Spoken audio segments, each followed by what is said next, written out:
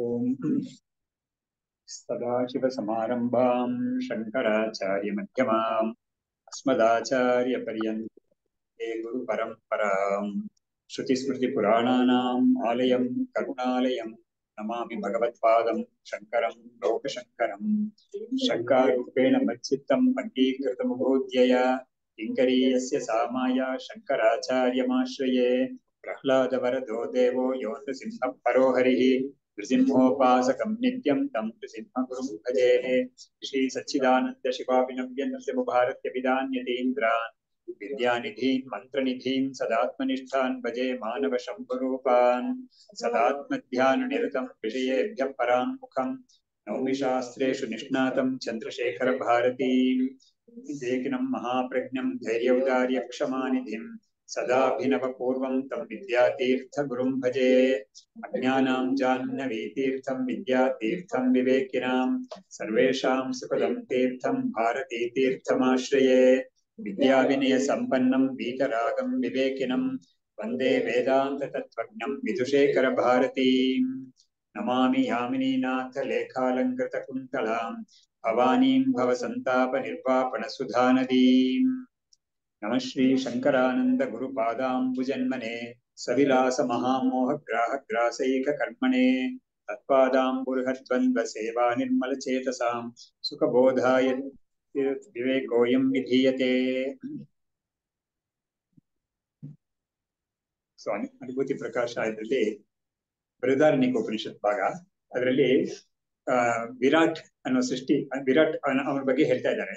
ಅದ್ ಯಾತಿಗೆ ಹೇಳ್ತಾ ಇದ್ದಾರೆ ಅನ್ನೋದನ್ನ ಅವರು ಇವರೇ ಮತ್ತೆ ಹೇಳ್ತಾರೆ. ಅದನ್ನ ಅಂದ್ರೆ ಈ ವಿರಾಟ್ ಅನ್ನೋನು ಸೃಷ್ಟಿ ಮಾಡೋರು ಕೆಲಸ ಜಾಸ್ತಿ ಇರೋದು. ಹಾಗಾಗಿ ಅದೆಲ್ಲ ಯಾತಿಗೆ ಹೇಳ್ತಾ ಇದ್ದಾರೆ ಅಂತ ಹೇಳಿದ್ರೆ, ಅದೆಲ್ಲ ಸಂಸಾರಕ್ಕೆ ಸೇರಿರೋದು. ಅದ್ರ ಮೇಲೆ ವಿರಕ್ತಿ ಬರ್ಬೇಕು.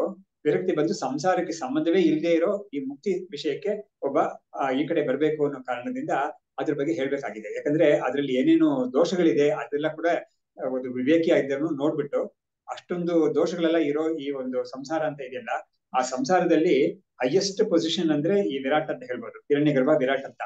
ಅಲ್ಲಿವರೆಗೂ ಅದರಲ್ಲಿ ಸಂಸಾರವೇ ಅದು ಅಂತ ಹೇಳ್ಬಿಟ್ಟು, ಅಲ್ಲಿ ತನಕ ಯಾವ್ದಕ್ಕೂ ಕೂಡ ನನಗೆ ಬೇಕಿಲ್ಲ, ನನಗೆ ಬೇಕಾಗಿರೋದು ಮುಕ್ತಿ ಮಾತ್ರನೇ ಅಂತ ಒಬ್ಬನಿಗೆ ಬರ್ಬೇಕು, ವೈರಾಗ್ಯ ಬರ್ಬೇಕು. ಆ ಕಾರಣಕ್ಕಾಗಿ ಹೇಳ್ತಾ ಇದ್ದಾರೆ. ಬ್ರಹ್ಮಾದಿ ಸ್ತಂಭ ಪರ್ಯಂತೆ ಇದು ಇದು ಭೋಗ್ಯವಸ್ತಿನಿ, ಇದು ವಿರಕ್ತಿ ಭೋಗ್ಯವಸ್ತಿನಿ ಅಂತ ಹೇಳಿದ್ದಾರೆ. ಹಾಗಾಗಿ ಬ್ರಹ್ಮ ಇಂದ ಹಿಡಿದು ಯಾವ್ದು ಚತುರ್ಮುಖ ಬ್ರಹ್ಮನಿಂದ ಹಿಡಿದು ಒಂದು ಸಣ್ಣ ಒಂದು ಕ್ರಿಮಿಕೀಟ ತನಕ ಎಲ್ಲವೂ ಕೂಡ ಸಂಸಾರ ಅಂತ ಇದೆ. ಹಾಗಾಗಿ ಅದರಲ್ಲಿ ಒಬ್ಬನಿಗೆ ವಿರಕ್ತಿ ಬರ್ಬೇಕು ಅಂತ ಆ ಕಾರಣಕ್ಕಾಗಿ ಶಂಕರಾಚಾರ್ಯರು ಕೂಡ ಹೇಳಿದ್ದಾರೆ. ಸೊ ಇವ್ರು ಹೇಳ್ತಾ ಇದ್ದಾರೆ, ಈ ವಿರಾಟ್ ಅನ್ನೋನು ಈ ಸ್ಥಿತಿ ಅವನಿಗೆ ಹೇಗ್ ಬಂತು ಅಂತ ಕೇಳಿದ್ರೆ, ಪೂರ್ವ ಜನ್ಮನಿ ಮರ್ತ್ಯಹಾಸನ್ ಕೃತ್ವಾ ಅಸೌ ಜ್ಞಾನಕರ್ಮಣಿ ಅಮೃತಾನ್ ಅಸೃಜತ್ ದೇವಾನ್ ನಹ್ಯತೆ ತತ್ ಮಹಾದ್ಭುತಂ. ಅವನು ಹಿಂದಿನ ಜನ್ಮದಲ್ಲಿ ಮನುಷ್ಯನಾಗಿ ಇದ್ದಿದ್ದಾನೆ, ಯಾರು ವಿರಾಟ್ ಅನ್ನೋನು. ಆದ್ರೆ ತುಂಬಾ ಉತ್ಕೃಷ್ಟವಾದ ಒಂದು ಉಪಾಸನೆ ಮತ್ತು ಕರ್ಮಗಳೆಲ್ಲ ಮಾಡಿರೋದ್ರಿಂದ ಅವನಿಗೆ ಈ ತರ ಒಂದು ಸ್ಥಿತಿ ಬಂದಿದೆ ಇವಾಗ. ಬಟ್ ಆದ್ರೂ ಕೂಡ ಇವನು ಇವಾಗ ಬಂದಿರೋನು ಹಿಂದಿನ ಜನ್ಮದಲ್ಲಿ ಮನುಷ್ಯನಾಗಿದ್ದವನು ಇವಾಗ ಅವನು ದೇವತೆಗಳನ್ನೆಲ್ಲ ಸೃಷ್ಟಿ ಮಾಡ್ತಾ ಇದ್ದಾನೆ. ಅವನ್ಗೆ ಆತರ ಒಂದು ಇದು ಶಕ್ತಿ ಬಂದಿದೆ ಇವಾಗ. ಆ ಶಕ್ತಿ ಎಷ್ಟು ಒಂದು ಆಶ್ಚರ್ಯ ಇದು ಅಂತ ಹೇಳ್ತಾ ಇದ್ದಾರೆ. ಮೊದಲು ಅದರ ಒಂದು ಅದು ಎಷ್ಟು ಉತ್ಕೃಷ್ಟವಾದ್ದು ಅಂತ ತೋರಿಸ್ಬಿಟ್ಟು ಆಮೇಲೆ ಅದ್ರಲ್ಲಿ ಎಷ್ಟು ಕಷ್ಟಗಳಿದೆ ಅನ್ನೋದನ್ನ ಕೂಡ ಆಮೇಲೆ ತೋರಿಸ್ತಾರೆ. ಸೊ ಹಾಗಾಗಿ ಅವನು ಅಷ್ಟೊಂದು ಉಪಾಸನೆ ಮಾಡಿ ಹಿಂದಿನ ಜನ್ಮದಲ್ಲಿ ಮನುಷ್ಯನಾಗಿದ್ದು ಅವನು ಇಷ್ಟೊಂದು ಉಪಾಸನೆ ಮಾಡಿ ತುಂಬಾ ಕರ್ಮಗಳೆಲ್ಲ ಮಾಡಿದ್ರಿಂದ ಅವನಿಗೆ ಈ ತರ ವಿರಾಟ್ ಸ್ಥಿತಿ ಬಂದಿದೆ. ವಿರಾಟ್ ಆದ್ಮೇಲೆ ಅವನು ಬೇಕಾದಷ್ಟು ದೇವತೆಗಳನ್ನೆಲ್ಲ ಸೃಷ್ಟಿ ಮಾಡಿದ್ದಾನೆ. ಹಾಗಾಗಿ ಅಂತ ಒಂದು ಶಕ್ತಿ ಇದೆ ನೋಡು ಅವನಿಗೆ ಅಂತ ಹೇಳ್ಬಿಟ್ಟು ಮುಂದಕ್ಕೆ ಹೇಳ್ತಾ ಇದ್ದಾರೆ. ಸೃಷ್ಟ್ವಾ ಅಖಿಲಮಯಂ ದೇವಂ ಅಹಂ ಅಸ್ಮಿ ಅಖಿಲಂ ಜಗತ್ ಈದೃಶೋ ಮಹಿಮಾ ಜ್ಞೇಯ ಕೃತಯೋ ಜ್ಞಾನಕರ್ಮಣೋಹೋ. ಹಾಗಾಗಿ ಇಂಥ ಒಂದು ಜ್ಞಾನ ಮತ್ತು ಅದೇ ಉಪಾಸನಾ ಮತ್ತು ಕರ್ಮ ಇದರದ ಒಂದು ಮಹಿಮೆ ಎಂಥದ್ದು ಅಂತ ಅದನ್ನ ಹೊಗಳ್ತಾ ಇದ್ದಾರೆ. ಯಾಕಂದ್ರೆ ಸಾಮಾನ್ಯವಾಗಿರೋ ವ್ಯಕ್ತಿ ಇಷ್ಟೆಲ್ಲ ಮಾಡ್ಬಿಟ್ಟು ಅವನಿಗೆ ಇಂಥ ಒಂದು ಸ್ಥಿತಿ ಬಂದಿದೆ, ದೇವತೆಗಳನ್ನೆಲ್ಲ ಸೃಷ್ಟಿ ಮಾಡೋ ಒಂದು ಸ್ಥಿತಿ ಅವನಿಗೆ ಬಂದಿದೆಯಲ್ಲ, ಅದು ಎಷ್ಟೋ ಒಂದು ದೊಡ್ಡದದು ಅಂತ ಹೇಳ್ತಾ ಇದ್ದಾರೆ. ಸೃಷ್ಟ್ವಾ ಅಖಿಲಮಯಂ ದೇವಂ ಅಹಮಸ್ಮಿ ಅಖಿಲಂ ಜಗತ್. ಹಾಗಾಗಿ ಅವನು ದೇವತೆಗಳನ್ನೆಲ್ಲ ಸೃಷ್ಟಿ ಮಾಡ್ಬಿಟ್ಟು ನಾನೇ ಇಡೀ ಪ್ರಪಂಚವಾಗೂ ನಾನೇ ಇದ್ದೀನಿ ಅಂತ ಅವನಿಗೆ ಒಂದು ಜ್ಞಾನ ಬರ್ತಾ ಇದೆ. ಹಾಗಾಗಿ ಅವನು ಅದೆಂತ ಒಂದು ದೊಡ್ಡ ಮಹಿಮೆ ಒಂದು ಅಂತ ಹೊಗಳ್ತಾ ಇದ್ದಾರೆ ಅದನ್ನ. ಆಮೇಲೆ ಅದ್ರಲ್ಲಿರೋ ದೋಷಗಳೆಲ್ಲ ಆಮೇಲೆ ಎತ್ತಿ ಹೇಳ್ತಾರೆ. ವರ್ಣಿತೋಯಂ ಪ್ರಯತ್ನೇನ ಜ್ಞಾನಕರ್ಮ ಫಲೋರ್ಜಿತ ಉಪಾಸಿತು ಪ್ರವೃತ್ತಿಯರ್ಥಂ ನಿವೃತ್ತಿಯರ್ಥಂ ಮುಮುಕ್ಷುತಃ.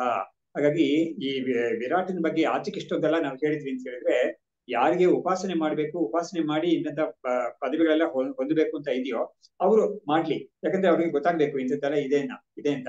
ಆದ್ರೆ ಮುಮುಕ್ಷು ಆಗಿರೋವನಿಗೆ ಅದ್ರಲ್ಲಿ ವಿರಕ್ತಿ ಬರ್ಬೇಕು ಅವನಿಗೆ ಅಂತ ಅದನ್ನು ಇವರೇ ಬಾಯ್ಬಿಟ್ಟು ಹೇಳ್ಬಿಟ್ಟು ಆ ವಿರಕ್ತಿ ಅನ್ನೋದನ್ನ ಹೇಗೆ ಹುಟ್ಟಾಗುತ್ತೆ ಅನ್ನೋದನ್ನ ಕೂಡ ಮುಂದಕ್ಕೆ ಅವರೇ ಹೇಳ್ತಾರೆ. ಅದನ್ನ ನೋಡಿ ನೋಡಿ ವಿರಕ್ತಿ ಅನ್ನೋದು ಹೇಗೆ ಯಾಕಂದ್ರೆ ಈ ವಿಷಯಗಳೆಲ್ಲ ನಮ್ಗೆ ಶಾಸ್ತ್ರದಿಂದನೇ ತಿಳಿಯೋದು, ಬೇರೆ ಎಲ್ಲಿ ಕೂಡ ನಮ್ಗೆ ಗೊತ್ತಾಗಲ್ಲ.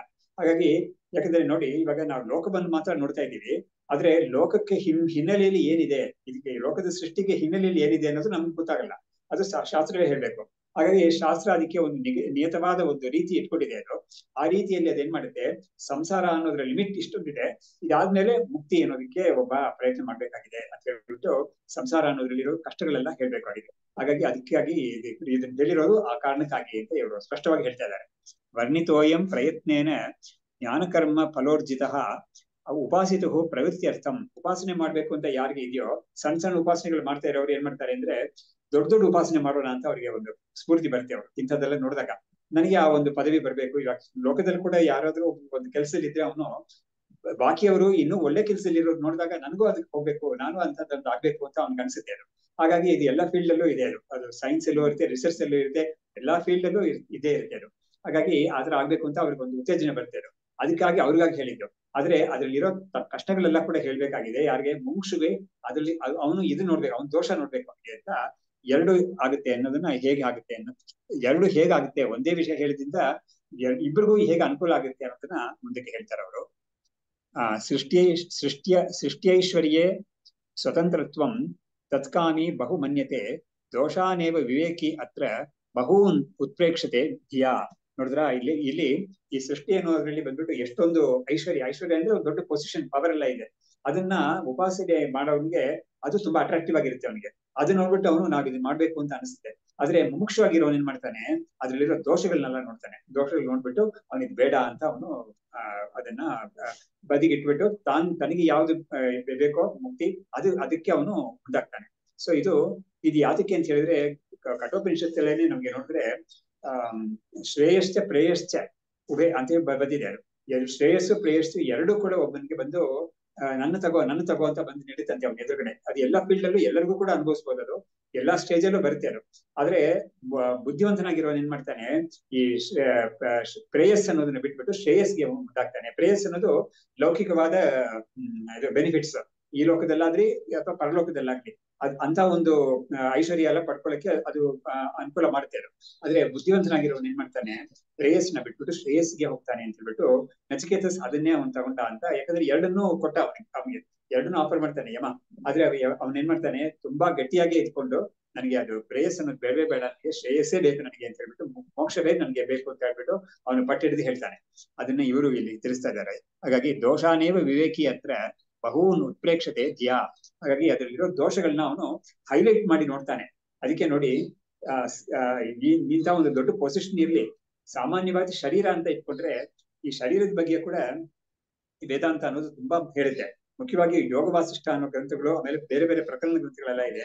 ಅವುಗಳೆಲ್ಲ ಎಷ್ಟು ವರ್ಣನೆ ಮಾಡುತ್ತೆ ಅಂತ ಹೇಳಿದ್ರೆ, ಶರೀರವನ್ನ ತುಂಬಾ ಚೆನ್ನಾಗಿ ಅನಲೈಸ್ ಮಾಡಿ ಒಂದು ಏನ್ ಹೇಳ್ತಾರೆ, ಅದಕ್ಕೆ ಅನಾಟಮಿ ಅಂತ ಹೇಳ್ತಾರಲ್ಲ, ಆ ರೀತಿಯಲ್ಲಿ ಶರೀರದ ಒಂದೊಂದು ಪಾರ್ಟ್ ಅನ್ನು ಕೂಡ ಅದು ತುಂಬಾ ಚೆನ್ನಾಗಿ ಅದನ್ನ ಬೇರೆ ಬೇರೆ ಬಿಡಿಯಾಗಿ ಎತ್ತಿ ತೋರಿಸಿ, ಇದ್ರಲ್ಲಿ ಏನಿದೆ ನಿನ್ಗೆ ನೋಡು, ವಿಚಾರ ಮಾಡಿ ನೋಡು, ನಿನ್ಗೆ ಅಟ್ರಾಕ್ಟಿವ್ ಆಗಿ ಏನಿದೆ ನೋಡು ಅಂತ. ಉದಾಹರಣೆಗೆ ಒಂದು ಕಣ್ಣು ಅಂತ ಒಂದು ತಗೊಂಡ್ರೆ, ನೀನು ಒಂದು ಮಹಿಳೆಯ ಕಣ್ಣನ್ನ ನೋಡ್ಬಿಟ್ಟು ನೀನು ಅಷ್ಟೊಂದು ಬೆರಗಾಗ್ತಿಯಲ್ಲ, ನೀನು ಅದ್ರಲ್ಲಿ ಏನಿದೆ ನೋಡು ಅಂತ ಹೇಳ್ಬಿಟ್ಟು ಆ ಕಣ್ಣು ಅಂತ ಒಂದು ಆರ್ಗನ್ ಅಲ್ಲಿ ಎಷ್ಟೊಂದು ಪಾರ್ಟ್ಸ್ ಇದೆ ಅಂತ ಅದನ್ನ ಬೇರೆ ಬೇರೆ ತೆಗೆದು ಒಂದು ಗುಡ್ಡೆ ಹಾಕಿ ನೋಡಿದಾಗ, ಈ ಗುಡ್ಡೆನಲ್ಲಿ ಯಾವ್ದಾದ್ರು ಒಂದ್ರಲ್ಲಾದ್ರೂ ನಿನ್ಗೆ ಅಟ್ರಾಕ್ಷನ್ ಬರುತ್ತಾ ನೋಡು ನೀನು ಅಂತ ತೋರಿಸುತ್ತೆ ಅದು. ಇದೆಲ್ಲ ಸೇರಿರುವಾಗ ನಿನ್ಗೆ ಅಟ್ರಾಕ್ಟಿವ್ ಆಗಿದೆ ಅದು. ಆದ್ರೆ ಅದನ್ನ ನಾವು ಅದನ್ನ ನಾವು ಬಿಡಿಸಿ ತೋರಿಸಿದ್ರೆ ಅದ್ರಲ್ಲಿ ಇರೋ ವಿಷಯಗಳೆಲ್ಲ ಏನೇನಂತ ಪಾರ್ಟ್ ಬೈ ಪಾರ್ಟ್ ತೆಗೆದು ಹಾಕಿದ್ರೆ, ಇದ್ರಲ್ಲಿ ಯಾವ್ದಾದ್ರು ಒಂದಕ್ಕಾದ್ರೂ ನಿನ್ಗೆ ಅಟ್ರಾಕ್ಟಿವ್ ಫೀಲಿಂಗ್ ಬರುತ್ತಾ ನಿನ್ಗೆ ಅಂತ ಇದು ಮಾಡ್ತೀವಿ. ಆತರ ಒಂದೊಂದು ಪಾರ್ಟ್ ಅನ್ನು ಕೂಡ ಆತರ ಮಾಡಿ ತೋರಿಸುತ್ತೆ ಅದು. ಯೋಗ ವಾಸಿಷ್ಠ ಆತರ ಮಾಡುತ್ತೆ. ಸೊ ಆತರ ಇಲ್ಲಿ ಏನ್ ಮಾಡ್ತಾ ಇದಾರೆ, ಆತರ ಪವರ್ ಪೊಸಿಷನ್ ಅಂತ ಇದೆಯಲ್ಲ, ಅದ್ರ ಬಗ್ಗೆ ಇವ್ರು ತೋರಿಸ್ಬಿಟ್ಟು ಅಲ್ಲೂ ಕೂಡ ಒಬ್ಬನಿಗೆ ವಿರಕ್ತಿ ಬರ್ಬೇಕು ಅಂತ ವೇದಾಂತ ಮಾಡೋ ಕೆಲಸನೇ ಇಂಥದ್ದೇನೆ. ಅದು ನಾವು ಸಾಮಾನ್ಯವಾಗಿ ನಮ್ ಕಣ್ಣಿಗೆ ಬೀಳದೆ ಇರೋದನ್ನ ಇದು ನಮ್ ಕಣ್ಣಿಗೆ ತೋರಿಸುತ್ತೆ. ಅದು ಏನೋ ತುಂಬಾ ದೊಡ್ಡದಾಗಿ ಅದನ್ನ ಏನ್ ಹೇಳ್ತಾರೆ, ಝೂಮ್ ಮಾಡಿ ತೋರಿಸುತ್ತೆ, ಅದನ್ನ ಹೈಲೈಟ್ ಮಾಡಿ ತೋರಿಸುತ್ತೆ ಚೆನ್ನಾಗಿ. ಅವಾಗ ನಮ್ಗೆ ಅಪ್ರಿಶಿಯೇಟ್ ಮಾಡಕ್ ಆಗುತ್ತೆ ಅದು ಅಂತ ಉದ್ದೇಶ ಅದೇನೆ. ಸೊ ಅವಿದ್ಯಾ ಪಟ ಸಂವೀತ ಚಕ್ಷುಷಾಂ ಯದೇವ ಹಿ ವೈದಿಕಂ ಸಾಧನಂ ಜ್ಞೇಯಂ ಜ್ಞಾನಕರ್ಮ ಸ್ವಭಾವಕಂ ಅಂತ. ಅಂದ್ರೆ ಹೇಳ್ತಾ ಇದ್ದಾರೆ, ಅವಿದ್ಯಾಪಟ ಸಂಬೀತ ಚಕ್ಷುಷಾಂ ಅಂದ್ರೆ ಏನು, ಅಜ್ಞಾನ ಅಂತ ಒಂದು ಮುಚ್ಕೊಂಡಿದ್ದಿಲ್ಲ ಯಾರ ಕಣ್ಣನ್ನ, ಅವ್ರ ಕಣ್ಣಿಗೆ ಇದೆಲ್ಲ ತುಂಬಾ ಚೆನ್ನಾಗಿರೋ ತರ ಅನ್ಸುತ್ತೆ ಅವ್ರಿಗೆ. ಆದ್ರೆ ಆ ವಿವೇಕ ಇರೋನಿಗೆ ಮಾತ್ರ ಏನಾಗುತ್ತೆ, ಅವ್ನು ಇದ್ರಲ್ಲೆಲ್ಲ ದೋಷವನ್ನ ನೋಡ್ತಾನೆ ಅನ್ನೋದನ್ನ ಇವರು ಇಷ್ಟು ಚೆನ್ನಾಗಿ ಹೇಳ್ತಾ ಇದಾರೆ. ಅವಿದ್ಯಾಪಟ ಸಂಬೀತ ಚಕ್ಷುಷಾಂ ಅಂದ್ರೆ ಅವಿದ್ಯಾ ಅಂತ ಒಂದು ಬಟ್ಟೆ ಯಾರಿಗೆ, ಒಂದು ಸ್ಕ್ರೀನ್ ಯಾರ ಕಣ್ಣಿಗೆ ಮುಚ್ಚಿದೆಯೋ ಅವ್ರಿಗೆ ಇದೆಲ್ಲ ತುಂಬಾ ಜೋರಾಗಿ ಅನ್ಸುತ್ತೆ. ಇದು ವೇದದಲ್ಲಿ ಹೇಳಿರೋ ಈ ಕರ್ಮಗಳು, ಇಂಥ ಉಪಾಸನೆಗಳು ಇದೆಲ್ಲ ನಾವು ಮಾಡೋಣ ಅಂತ ಅವ್ರಿಗೆ ಅನ್ಸುತ್ತೆ. ಮಾಡಿ ಅದರ ಒಂದು ಫಲವನ್ನ ನಾವು ಅನುಭವಿಸೋಣ ಅಂತ ಅವ್ರು ಮುಂದಾಗ್ತಾರೆ. ಇದಕ್ಕೆ ಜ್ಞಾನ ಕರ್ಮ ಸ್ವಭಾವಕಂ ಅಂತ ಹೇಳಿದ್ರೆ ಈ ಉಪಾಸನೆ ಮತ್ತು ಅದಕ್ಕೆ ಇರೋ ಕರ್ಮ ಇದೆಲ್ಲವೂ ಕೂಡ ಅದು ಏನು ಅನ್ನೋದನ್ನ ಅವ್ರಿಗೆ ಈ ದೃಷ್ಟಿಯಲ್ಲಿ ನೋಡ್ತಾರೆ ಅವರು ಅಂತ. ಅವ್ರಿಗೆ ಅದು ತುಂಬಾ ಚೆನ್ನಾಗಿರುತ್ತೆ ಅನ್ಸುತ್ತೆ. ಅದು ಲೋಕದಲ್ಲಿ ಕೂಡ ನಾವು ನೋಡ್ತೀವಲ್ವಾ. ಹಾಗಾಗಿ ಯಾರಿಗೆ ತುಂಬಾ ಅದಕ್ಕೆ ಆ ಕಾರಣದಿಂದಲೇ ಜನರಲ್ಲಿ ಈ ತರ ಒಂದು ಸೈಕಾಲಜಿ ಇದೆ ಅಂತಾನೆ ನೋಡಿ ಲೋಕದಲ್ಲಿ ಕೂಡ ಇವಾಗ ಅಡ್ವರ್ಟೈಸ್ಮೆಂಟ್ ಅಂತ ಒಂದು ಮಾಡ್ತಾರೆ. ಅವಾಗ ಅದು ಯಾವ ತರ ಮಾಡಿದ್ರೆ ಯಾವ ತರ ಜನಗಳು ಅದಕ್ಕೆ ಬೀಳ್ತಾರೆ ಅಂತ ಚೆನ್ನಾಗಿ ಗೊತ್ತಿರುತ್ತೆ ಅದು. ಹಾಗಾಗಿ ಅಂತ ಒಂದು ಇದನ್ನ ಕ್ಯಾಪ್ಚರ್ ಮಾಡ್ಕೊಳುತ್ತೆ ಚೆನ್ನಾಗಿ. ಸೊ ಹೀಗೆ ಮುಂದಕ್ಕೆ ಹೇಳ್ತಾ ಇದ್ದಾರೆ, ತಚ್ಚ ಕರ್ತ್ರಾದಿ ಸಾಪೇಕ್ಷಂ ವಿರಿಂಚಂತ ಫಲಪ್ರದಂ ಜನ್ಮಾದಿ ವಿಕ್ರಿಯಾ ಷಟ್ಕಯುತಂ ಸಾತಿಶಯಂ ಜಡಂ ಅಂತ. ಅದ್ ಯಾವ್ದು ಅಂತ ಹೇಳಿದ್ರೆ ಸಂಸಾರ ಅನ್ನೋದು ಕರ್ತ್ರಾದಿ ಸಾಪೇಕ್ಷಂ ಅಂತ ಹೇಳಿದ್ರೆ ಏನು, ಯಾವುದೇ ಒಂದು ಕರ್ಮ ನಾವು ಮಾಡ್ಬೇಕಾದ್ರೂ ಕೂಡ ಅದರಲ್ಲಿ ಬೇಕಾದಷ್ಟು ಫ್ಯಾಕ್ಟರ್ಸ್ ಇರುತ್ತೆ. ಅದು ಕರ್ತ ಅಂತ ಒಬ್ಬ ಇರ್ತಾನೆ, ಅವ್ನು ಮಾತ್ರ ಇದ್ರೆ ಸಾಲದು, ಅವನು ಅದಕ್ಕೆ ಬೇಕಾಗಿರೋ ಬೇರೆ ಉಪಕರಣಗಳೆಲ್ಲ ಸೇರಿಸ್ಕೋಬೇಕಾಗಿದೆ. ಸೇರಿಸ್ಕೊಂಡು ಅದನ್ನ ಮಾಡ್ಬೇಕಾಗಿದೆ. ಅದು ಅಂತದೆಲ್ಲ ಮಾಡಿ ಅವನಿಗೆ ಅದ್ರ ಫಲ, ಅಲ್ಟಿಮೇಟ್ ಫಲ ಯಾವ್ದು ಅಂತ ಹೇಳಿದ್ರೆ ವಿರಿಂಚಿ ಅಂತ ಹೇಳಿದ್ರೆ ಬ್ರಹ್ಮ, ಚತುರ್ಮುಖ ಬ್ರಹ್ಮ. ಆ ಫಲ ಅದೇ, that is the highest you can go ಅಂತ. ಸೊ ಅದೇ ಹೈಯೆಸ್ಟ್ ಫಲ ಸಿಗೋದದು. ಜನ್ಮಾದಿ ವಿಕ್ರಿಯಾ ಷಟ್ಯುಕ್ತಂ. ಇದ್ರಲ್ಲಿ ಏನಾಗುತ್ತೆ ಅಂತ ಹೇಳಿದ್ರೆ ಜನ್ಮಾದಿ ವಿಕ್ರಿಯಾ ಷಟ್ಕ ಅಂದ್ರೆ ಏನು, ಜನ್ಮ ಇಂದ ಹಿಡಿದು ಜಾಯತೆ, ಅಸ್ಥಿ, ವರ್ಧತೆ, ವಿಪರಿಣಮತೆ, ಅಪಕ್ಷೀಯತೆ, ನಶ್ಯತೆ ಅಂತ ಈ 6 ವಿಧವಾದ ಟ್ರಾನ್ಸ್ಫಾರ್ಮೇಶನ್ಸ್ ಒಂದು ಶರೀರಕ್ಕೆ ಇದೆ. ಹಾಗಾಗಿ ಹುಟ್ಟಿದ ಮೇಲೆ ಇದೆ ಅಂತ ಅನ್ಸ್ಕೊಳ್ಳುತ್ತೆ, ಆಮೇಲೆ ಬೆಳೆಯುತ್ತೆ, ಆಮೇಲೆ ಅದ್ರಲ್ಲಿ ಸ್ವಲ್ಪ ಇದು ಟ್ರಾನ್ಸ್ಫಾರ್ಮೇಶನ್ಸ್ ಎಲ್ಲ ಕಾಣಿಸ್ಕೊಳ್ಳುತ್ತೆ, ಆಮೇಲೆ ಅದಕ್ಕೆ ಒಂದು ರೋಗಗಳೆಲ್ಲ ಬಂದು ಅದಿನ ಮೇಲೆ ಅದು ಚೇತರಿಸ್ಕೊಂಡು ವಾಪಸ್ ಬರುತ್ತೆ ಅಂತ ಹೇಳಕ್ ಬರೋದೇ ಇಲ್ಲ. ಆಮೇಲೆ ನಾಶ್ಯತೆ ಅಂತ ಹೇಳ್ಬಿಟ್ಟು ಅದಕ್ಕೆ ಡೆತ್ ಅಂತ ಒಂದು ಬರುತ್ತೆ. ಸೊ ಇದು ಖಂಡಿತ ಎಲ್ಲಾ ಶರೀರಗಳಿಗೂ ಇದ್ದೇ ಇದೆ ಅಂತ. ಈ ಬ್ರಹ್ಮಾದಿ ಶರೀರಗಳಿಗೆ ಇಂಥ ಅಷ್ಟು ಇಲ್ಲದೆ ಹೋದ್ರು ಕೂಡ ಅವ್ರಿಗೆ ಮುಕ್ತಾಯ ಅಂತ ಒಂದು ಬಂದ್ಬಿಡುತ್ತೆ. ಯಾಕಂದ್ರೆ ನೋಡಿ, ಇಲ್ಲಿ ಈ ಶರೀರಗಳಿಗೆ ಈ 6 ವಿಧವಾದ ಟ್ರಾನ್ಸ್ಫಾರ್ಮೇಶನ್ಸ್ ಆಗೋದು ಸಾಮಾನ್ಯವಾಗಿ ಪ್ರಕೃತಿಯಿಂದ ಹುಟ್ಟೋ ಎಲ್ಲದಕ್ಕೂ ಬರುತ್ತೆ ಅದು. ಆದ್ರೆ ಬ್ರಹ್ಮ ಅಂತ ಇವ್ರಿಗೆ ಬಂದ್ಬಿಟ್ಟು ಏನಾಗುತ್ತೆ ಅಂದ್ರೆ ಮುಪ್ಪು ಮತ್ತು ಸಾವು ಅಂತ ಇದ್ರೆ, ಮುಪ್ಪು ಅನ್ನೋದು ಅಷ್ಟೊಂದು ಇರೋದಿಲ್ಲ, ಸಾವು ಅಂದ್ರೆ ಅದು ಮುಗ್ದೋಗುತ್ತೆ, ಅವ್ರಿಗೆ ಟೆನ್ಯೂರ್ ಮುಗ್ದೋಗುತ್ತೆ. ಅವಾಗ ಅವ್ರು ಯಾವ ಲೋಕದಲ್ಲಿ ಇದ್ದಾರೋ ಆ ಲೋಕ ಕೂಡ ನಾಶ ಹೋಗುತ್ತೆ. ಅದಾದ್ಮೇಲೆ ಅವರು ಮತ್ತೆ ಹುಟ್ಟಬೇಕಾಗುತ್ತೆ ಅಂತ ಒಂದು ಸ್ಥಿತಿ ಇರುತ್ತೆ. ಸೊ ಈ ತರ ಒಂದು ಇದನ್ನ ಹೇಳ್ಬಿಟ್ಟು ಸಾತಿಶಯಂ ಜಡಂ ಅಂತ ಹೇಳಿದ್ರೆ ಇದು ಯಾವುದೇ ಒಂದು ಸ್ಟೇಜ್ ಅಲ್ಲಿ ಹೋದ್ರು ಕೂಡ ಇದಕ್ಕಿಂತ ಹೈಯರ್ ಒಂದಿದೆ ನೋಡು ಅಂತ ಅನ್ಸುತ್ತೆ. ಅವಾಗ ಏನಾಗುತ್ತೆ, ಅದಕ್ಕೆ ನಾವು ಟ್ರೈ ಮಾಡೋಣ ಅಂತ ಅನ್ಸುತ್ತೆ. ಸೊ ಈ ತರ ಇರುತ್ತೆ, ಮತ್ತು ಅದು ಜಡವಾಗೂ ಇರುತ್ತೆ ಅದು ಅಂತ ಅದರ ಒಂದು ಕ್ವಾಲಿಟೀಸ್ ಎಲ್ಲ ತೆಗೆದು ಹೇಳಿದ್ರು ಅವರು. ದುಃಖಾನಿ ಚ ವಿಚಿತ್ರಾಣಿ ಸಂತ್ಯೇವ ಬಹು ಜನ್ಮಸು ಅನೇಕ ಕ್ಲೇಶ ಯುಕ್ತೇನ ದುರ್ಲಭಂ ತಪಸಾವಿನ. ಹಾಗಾಗಿ ಇದರಲ್ಲಿ ದುಃಖಗಳು ಇದೆ. ಇಂಥ ಎಲ್ಲಾ ಶರೀರ, ಯಾವುದೇ ಶರೀರ ತಗೊಂಡ್ರು ಅದರಲ್ಲಿ ಬೇಕಾದಷ್ಟು ದುಃಖ ಇದೆ. ಆಮೇಲೆ ವಿಚಿತ್ರವಾದ ದುಃಖ ಇದೆ ಅದರಲ್ಲಿ. ಆಮೇಲೆ ಒಂದೊಂದು ಜನ್ಮದಲ್ಲೂ ಈ ತರ ಬೇಕಾದಷ್ಟು ದುಃಖಗಳೆಲ್ಲ ಇದೆ. ಆಮೇಲೆ ತುಂಬಾ ಕಷ್ಟನೂ ಇದೆ. ಯಾವುದು ಇದನ್ನ ಹೊಂದೋದಕ್ಕೆ ತುಂಬಾ ಕಷ್ಟ ಇದೆ. ಏನ್ ಕಷ್ಟ ಅಂತ ಹೇಳಿದ್ರೆ ಅದಕ್ಕೆ ಬೇಕಾಗಿರೋ ತಪಸ್ಸೆಲ್ಲ ಮಾಡ್ಬೇಕಾಗುತ್ತೆ, ತುಂಬಾ ಕರ್ಮಗಳೆಲ್ಲ ಮಾಡ್ಬೇಕಾಗುತ್ತೆ. ಹಾಗಾಗಿ ಅದರಲ್ಲಿ ತುಂಬಾ ಕಷ್ಟವೂ ಇದೆ ಅದನ್ನ ಹೊಂದಕ್ಕೆ. ಯಾವುದೇ ಒಂದು ಪದವಿ ಹೊಂದೋದಕ್ಕೆ ಕೂಡ ನಾವು ಲೋಕದಲ್ಲಿ ಕೂಡ ನೋಡ್ತೀವಿ, ಒಂದು ಪೋಸ್ಟ್ ಅಥವಾ ಒಂದು ಕಾಲೇಜಲ್ಲಿ ಒಂದು ಅಡ್ಮಿಷನ್ ಬೇಕು ಅಂತ ಹೇಳಿದ್ರು ಕೂಡ ಬೇಕಾದಷ್ಟು ಪರೀಕ್ಷೆ ಎಲ್ಲ ಪಾಸ್ ಮಾಡ್ಬೇಕಾಗುತ್ತೆ, ಅದಕ್ಕೆ ತುಂಬಾ ಪ್ರಿಪರೇಷನ್ ಮಾಡ್ಕೋಬೇಕಾಗುತ್ತೆ. ಆಮೇಲೆ ಅದ್ರ ಸಿಕ್ಕಿದ ಮೇಲೆ ಮತ್ತೆ ಬೇರೆ ಲೆವೆಲ್ ಅಲ್ಲಿ ಕಾಂಪಿಟೇಷನ್ಸ್ ಎಲ್ಲ ಇರುತ್ತೆ. ಯಾಕಂದ್ರೆ ಒಂದು ಕಾಂಪಿಟೇಷನ್ ಅಂದ್ರೆ ಏನು, ಇದರಲ್ಲಿ ಹೆಚ್ಚು ಮಾರ್ಕ್ ತಗೊಂಡ್ರೆ ನಿಮ್ಗೆ ನೆಕ್ಸ್ಟ್ ಅದರಲ್ಲಿ ಹೈಯರ್ ಸ್ಟಡೀಸ್ ಹೋಗಕ್ಕಾಗುತ್ತೆ ಅಂತ ಅದೊಂದು ಇರುತ್ತೆ. ಅಥವಾ ಜಾಬ್ ಸಿಗ್ಬೇಕು ಅಂತ ಹೇಳಿದ್ರೆ ಅಲ್ಲೂ ಕೂಡ ಕಾಂಪಿಟೇಷನ್ ಇರುತ್ತೆ. ಜಾಬ್ ಅಲ್ಲಿ ಬಂದ್ಮೇಲೆ ಪ್ರಮೋಷನ್ ಸಿಕ್ಕಕ್ಕೆ ತುಂಬಾ ಕಾಂಪಿಟೇಷನ್ ಇರುತ್ತೆ. ಸೊ ಈ ತರ ಪ್ರತಿ ಲೆವೆಲ್ ಅಲ್ಲೂ ಕೂಡ ನಿಮ್ಗೆ ತುಂಬಾ ಇದು ಪೈಪೋಟಿ ಇದೆಲ್ಲ ಇದ್ದೇ ಇರುತ್ತೆ ಅದರಲ್ಲಿ. ಸೊ ಅದನ್ನೆಲ್ಲ ಕೂಡ ನಾವು ನೋಡ್ಬೇಕು ನಾವು ಅಂತ ಹೇಳ್ಬಿಟ್ಟು ಲೋಕದಲ್ಲಿ ಇಂಥದ್ದೆಲ್ಲ ಬಿಟ್ಟಿದ್ದಲ್ವೇ ಇಲ್ಲ. ಯಾವುದೇ ಒಂದು ಪೋಸ್ಟ್ ತಗೊಂಡ್ರು ಕೂಡ ಅದು ಇದ್ದೇ ಇದೆ ಇದು ಅಂತ. ದುರ್ಲಭಂ ತಪಸಾವಿನ. ಹಾಗಾಗಿ ಬೇಕಾದಷ್ಟು ಕಷ್ಟ ಇಲ್ಲದೆ ಇದು ಖಂಡಿತ ಯಾರಿಗೂ ಸಿಗೋದೇ ಇಲ್ಲ, ಕಷ್ಟ ಪಡ್ಲೇಬೇಕಾಗುತ್ತೆ ಅಂತ. ಆದ್ರೆ ವೇದಾಂತ ಏನ್ ಮಾಡುತ್ತೆ ಅಂತ ಹೇಳಿದ್ರೆ ಮುಕ್ತಿಗೂ ಕಷ್ಟ ಪಡ್ಬೇಕಾಗುತ್ತೆ. ಆದ್ರೆ ಅದಕ್ಕೆ ಕಷ್ಟಪಟ್ಟು ನೀನು ಅದರದ್ದು ಅಲ್ಪ ಫಲ, ಅದಕ್ಕಿಂತ ಇದಕ್ಕೆ ಕಷ್ಟಪಟ್ಟು ಇದಕ್ಕೆ ನಿತ್ಯ ಫಲ ಅನ್ನೋದು ಸಿಗುತ್ತೆ. ಇದಕ್ಕೆ ಅಪರಿಮಿತವಾದ ಒಂದು ಫಲ ಸಿಗುತ್ತಲ್ಲ, ಶಾಶ್ವತವಾದ ಫಲ ಸಿಗುತ್ತಲ್ಲ, ಅದಕ್ಕಿಂತ ಇದಕ್ಕೆ ಪ್ರಯತ್ನ ಮಾಡೋದು ಇನ್ನೂ ಬುದ್ಧಿವಂತಿಕೆ ಅಂತ ಹೇಳ್ಬಿಟ್ಟು ವೇದಾಂತ ತೋರಿಸ್ಕೊಡೋ ವಿಷಯ. ಕಥಂಚಿತ್ ಸಾಧಿತೇಪಿ ಅಸ್ಮಿನ್ ಪರಾನಂದ ಘನಂ ಪ್ರಭುಂ ಅಂತರ್ಭಾವ್ಯ ವಿರಾಟ್ ಪಿಂಡೆ ಸ್ಥಾತವ್ಯಂ ಹಿ ಜುಗುಪ್ಸಿತೆ ಅಂತ.